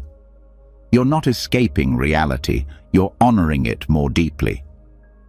Ritualizing the mundane is especially powerful during times of emotional weight. When everything feels heavy or uncertain, these small practices ground you. They offer structure without pressure. They bring the sacred into reach when your mind feels far away from clarity. A single mindful breath while folding laundry can anchor you. A pause at the sink can open a space where calm returns. This practice is also a way to express reverence. You stop treating time as something to fill or conquer. You begin treating time as something to walk with. Even 5 minutes of mindfulness during a task infuses your day with deeper quality. You begin to feel your life again, not just think about it. If you live with others, these rituals affect your shared space. A home infused with presence feels different, softer, warmer, more alive. You don't have to say anything for others to feel it. Presence speaks without words. Your calm invites calm in others. Your rhythm settles the atmosphere. You become a quiet center in the space you inhabit. There may be resistance at first, a voice that says, "This is silly," or "This doesn't matter." That voice is part of the conditioning that says meaning only comes from doing something big. But mindfulness teaches you that depth comes from attention, not achievement. These practices matter precisely because they are ordinary. They remind you that you don't have to escape life to touch the sacred. You only have to slow down enough to see what's already here. Over time, these micro-rituals become part of your nervous system. You start to notice when you're rushing or disconnecting. You catch yourself mid-task and come back to breath. This noticing is the practice. You don't need to be perfect. You just need to return again and again with gentleness. Even how you speak can become a ritual. Choose words with care. Let your tone reflect your heart. Speak slowly. Listen fully. This isn't about scripting your life. It's about being present for it. About honoring the energy you bring into each moment. That energy shapes what comes next. There is no hierarchy in mindfulness. Washing your hands with awareness can be just as transformative as formal meditation. It's not about the setting, it's about the quality of your presence. And the more you live this way, the more resilient you become. You stop waiting for peace. You start creating it. So let your day become a string of quiet rituals. Let your breath lead. Let your body soften. Let each ordinary moment remind you that you're alive, connected, and whole. Not because everything is perfect, but because you're present. And presence, even in the smallest task, is what brings you home, again and again, without effort, without needing anything more than this moment, exactly as it is. As you begin to infuse presence into daily routines, something unexpected starts to unfold.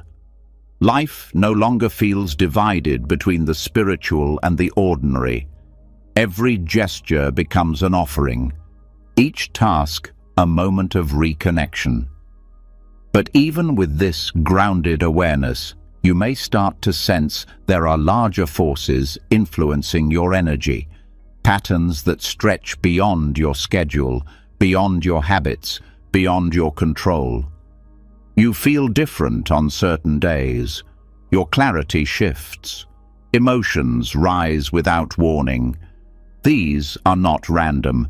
They are reflections of a deeper rhythm moving through you, one that lives in the sky, in cycles older than memory. This is where celestial mindfulness begins. Celestial mindfulness is the practice of aligning your inner awareness with the movements of the moon, the planets, and the cosmic patterns that shape the energetic environment around you. Just as your body responds to the seasons or the time of day, it also responds to the rhythm of the cosmos. This isn't about prediction or superstition. It's about attunement. Noticing how your energy expands and contracts in response to lunar phases, planetary shifts, and solar transitions. The more aware you become of these rhythms, the more harmoniously you can move through change.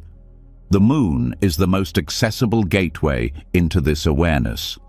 Its cycle, which repeats approximately every 29.5 days, mirrors a full energetic arc from initiation to release, from emergence to integration. Each phase carries a distinct invitation, not just symbolically, but energetically. The body, mind, and spirit subtly respond to this shifting light. When you tune into this rhythm, you're not creating something new. You're remembering something ancient that your system already knows. The new moon marks the beginning. It's a time of emptiness, quiet, and potential. The sky is dark, inviting you inward. Energy is lower, more reflective. This is a powerful time for setting intentions, not declarations of ambition, but quiet alignments. Ask yourself what wants to grow, what needs space, what you're ready to feel more deeply. Meditate with softness. Journal without pressure. Let your inner landscape be a quiet garden in which new seeds are planted, unseen but already shifting. As the moon begins to wax, light slowly returns, energy rises. This is the time to take gentle action, to begin shaping your intention into motion. You may feel more motivated, more outwardly focused. This isn't about rushing or pushing, it's about aligning your actions with natural expansion. Notice what ideas keep returning. Notice what feels alive when you speak it aloud. This phase supports growth, but it also requires clarity. Stay connected to your original intention. Let each step you take be rooted in presence. The first quarter moon arrives halfway to full. This is often a time of resistance or challenge. The initial momentum meets reality. Obstacles may surface, not as signs to stop, but as tests of alignment. Use this phase to reflect on what adjustments are needed. Where do you feel off? What's out of balance? This is a powerful time for self-honesty, not from judgment, but from refinement. Return to your breath. Recommit to what matters. Let the tension guide you, not defeat you. As the full moon rises, energy peaks. Light is at its brightest.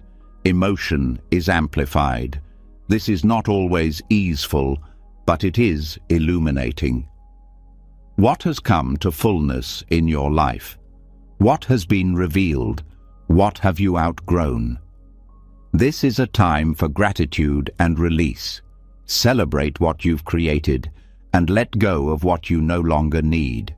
A simple ritual, writing, movement, or meditation can help anchor this process.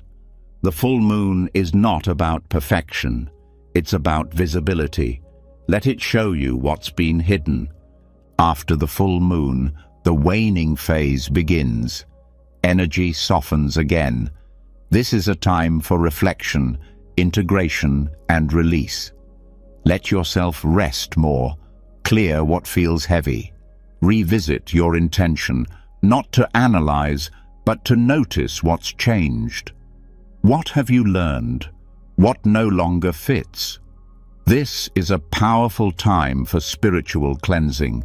Practices like breathwork, journaling, or gentle movement can help you empty the inner space that's been filled. This is not a retreat, it's a return. As the moon wanes further, it enters the final crescent, the balsamic phase. This is the most inward part of the cycle, a time for surrender, stillness, and quiet. The energy is subtle, intuitive, and soft. Let yourself pause, reconnect with silence, rest without guilt. This is the phase of closing, of honoring what has passed. Trust that nothing is lost. Everything that has moved through you is part of your growth. Let your body and spirit prepare for the next beginning. This lunar rhythm offers a framework for emotional and energetic awareness. When you live in sync with it, you stop resisting your own cycles. You stop expecting constant growth. You begin to understand that stillness, release, and uncertainty are just as sacred as clarity and movement. Your expectations soften. Your inner dialogue becomes more compassionate. Beyond the moon, planetary shifts also affect your energy. The outer planets move slowly, shaping collective themes. The inner planets move quickly, influencing more personal experiences. Mercury, Venus, and Mars reflect communication, emotion, and motivation. Their retrogrades often bring a need to slow down, reflect, or realign. These are not cosmic punishments. They are invitations to pause and recalibrate. Mercury retrograde, for example, often brings disruption in communication and technology, but beneath the surface, it asks for review. What have you been saying without meaning? What truths have been avoided? This is a time for listening more than speaking. Journaling becomes a tool for clarity. Reflection becomes more fruitful than action. When approached with mindfulness, these periods are not chaotic. They are cleansing. Venus retrograde draws attention to your values and relationships. It often stirs old feelings or unresolved dynamics, but it also offers insight. What are you truly longing for? What have you been compromising? This is a time to realign your relationship with self-love. Let the discomfort guide you toward truth. Let your heart speak without interruption. Mars retrograde influences drive and direction. Energy may feel scattered or dull. This is not failure, it's feedback. What motivates you? What are you pursuing out of habit instead of meaning? This is a time to step back and reassess. Allow yourself to explore different rhythms. Let the body rest. Let the mind breathe. Even the sun's movement through the zodiac brings shifts. Each sign carries a different flavor of energy. Aries brings renewal. Taurus brings grounding. Gemini brings curiosity. Cancer brings emotion. Each month becomes an opportunity to explore a different aspect of your inner world, not to force alignment with astrology, but to use it as a mirror, a prompt, a way of seeing more clearly. Celestial mindfulness also honors the seasons. The solstices and equinoxes mark thresholds, beginnings, endings, balance points. These are natural moments to reset intention, to reflect on what has passed and what is coming. They connect you to the turning of the earth, to cycles of light and shadow. Rituals during these times deepen your sense of rhythm. They root you in something older than thought. To live with celestial awareness does not mean you become passive. It means you become attuned. You still choose, act, and create. But you do so with greater sensitivity. You know when to pause. You know when to push. You trust your timing, not because you always understand it, but because you feel it in your body. You stop moving against yourself. You start listening to something deeper. This practice deepens your sense of belonging, not just to people or places, but to the cosmos itself. You are not separate from the moon's pull or the sun's warmth. Your body is made of the same elements that move through stars. You are part of the rhythm, and when you begin to live in sync with it, life feels less like something to manage and more like something to dance with. Start simply. Track the moon. Notice how you feel during each phase. Journal without expectation. Sit under the night sky. Let silence do the work. You don't need to understand every aspect. You only need to be open. Let the rhythm guide you. Let the sky remind you that presence doesn't end with the earth. It stretches far beyond, and yet always circles back home. As you begin to align with celestial rhythms, you may notice that life feels more spacious. You're no longer rushing to match a false pace. Instead, you're moving with something ancient and wise. You're learning how to trust the invisible patterns that hold you. But even as you grow more connected to nature, to the moon, to planetary movement, there are moments when you need to go inward, when no external setting, no phase or season can fully meet the need for stillness. What you're being called toward now is an inner space, one untouched by the outer world, a place that always waits, quietly, for your return. The inner temple is not a metaphor. It's a felt experience of sanctuary created through attention and presence. It's a space that exists beyond time and form, built entirely within your consciousness. This isn't imagination for the sake of escape. It's intentional inner architecture, a refuge crafted from energy, shaped by your soul, sustained by your awareness. It's where your spirit meets itself without needing explanation or effort. This space is created through visualization, but it's grounded in mindfulness. You begin not by trying to build something perfect, but by getting quiet enough to listen to what wants to appear. Find a moment where you can close your eyes without distraction. Breathe slowly. Let your awareness drop beneath thought. From that stillness, begin to allow an inner place to form, not with pressure or design, but with curiosity. It may begin with a sense of color or light, a doorway, a path, a feeling. Let it unfold gradually. There's no rush. Your only task is to observe what rises. This is your sacred space, and it will be shaped by your energy, your intuition, your unique spiritual memory. There is no right form. For some, it may be a quiet room filled with soft light. For others, a forest clearing or mountain top. What matters is that it feels safe, familiar, and grounding. Once you sense the place, begin to explore it. Notice what surrounds you. Notice the textures, the colors, the atmosphere.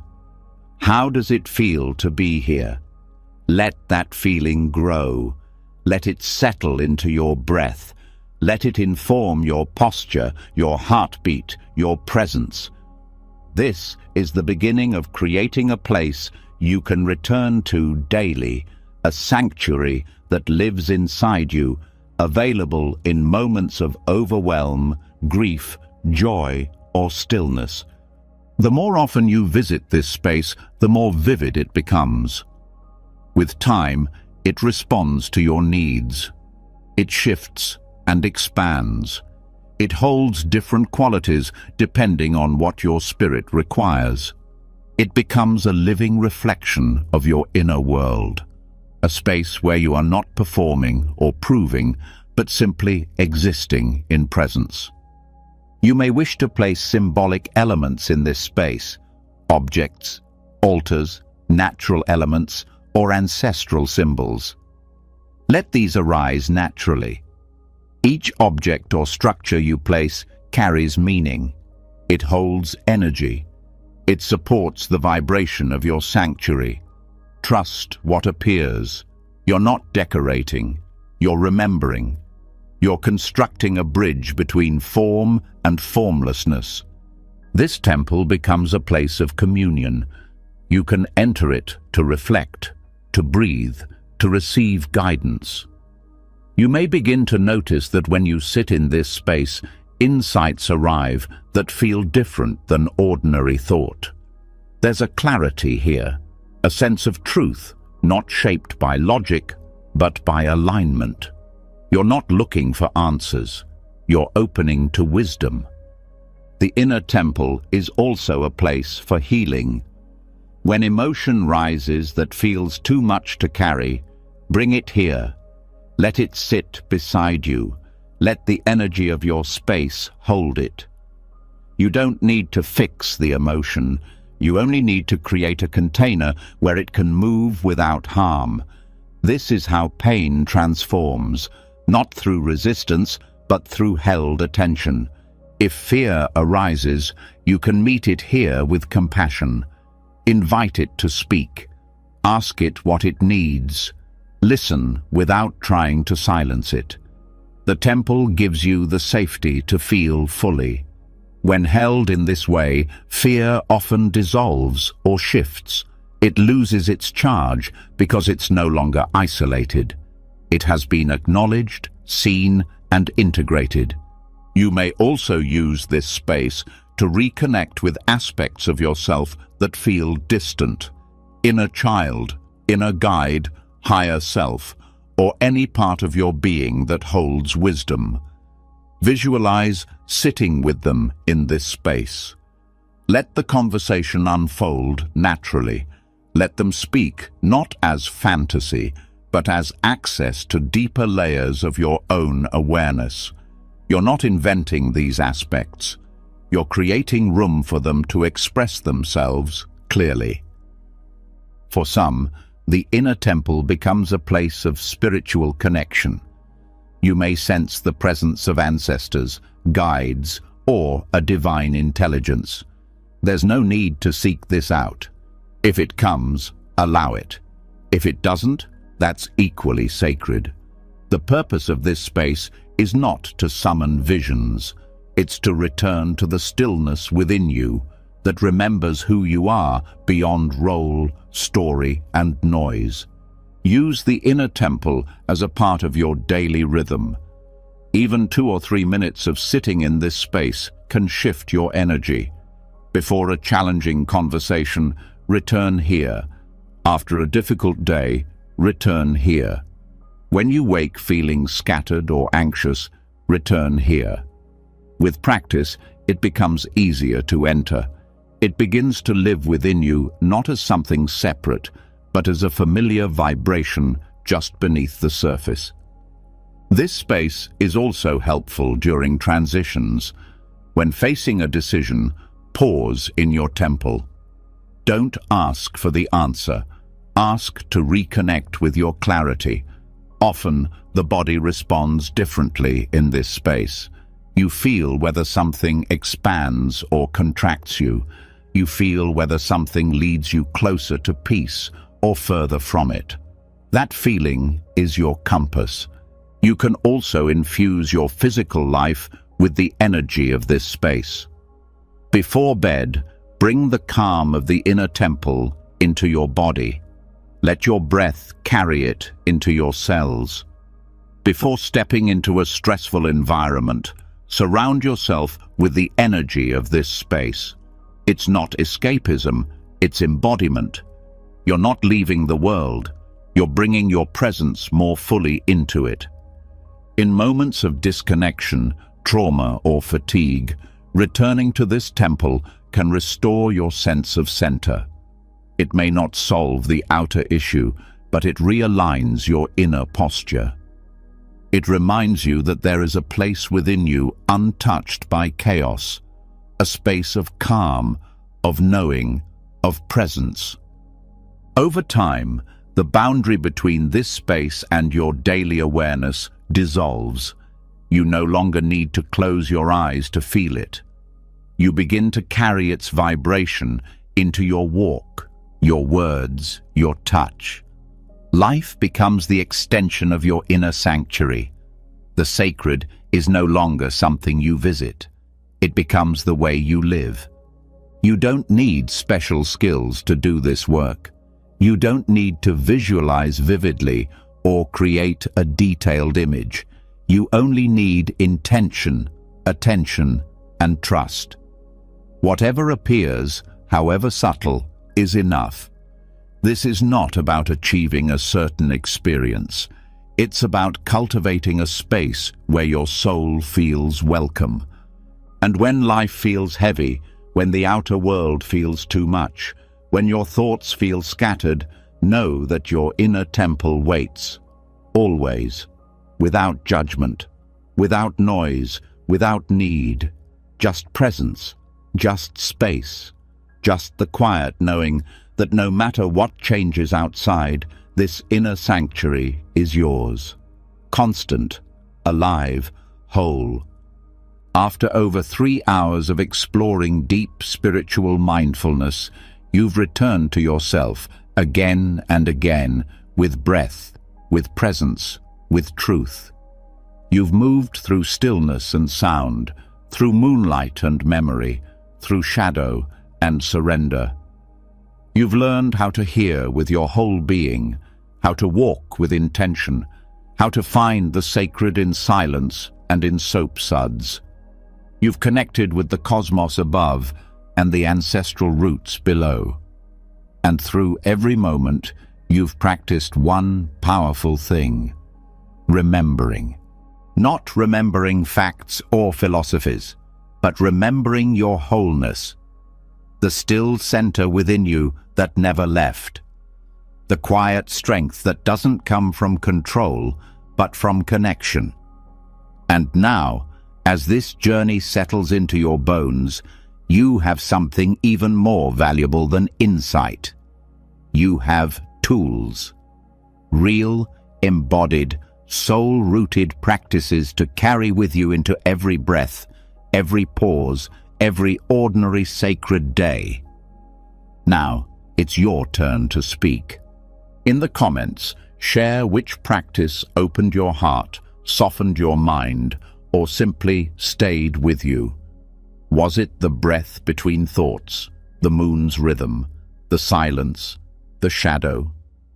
Your words may be the medicine someone else needs right now, so don't hold back. This space is for reflection, and your voice belongs here. And if this journey meant something to you, if it grounded you, lifted you, or helped you remember who you are, subscribe to the channel. There's so much more to explore together. Let's keep building this inner sanctuary, one mindful step at a time. Until next time, stay present, stay rooted, and return often. You are your own sacred space.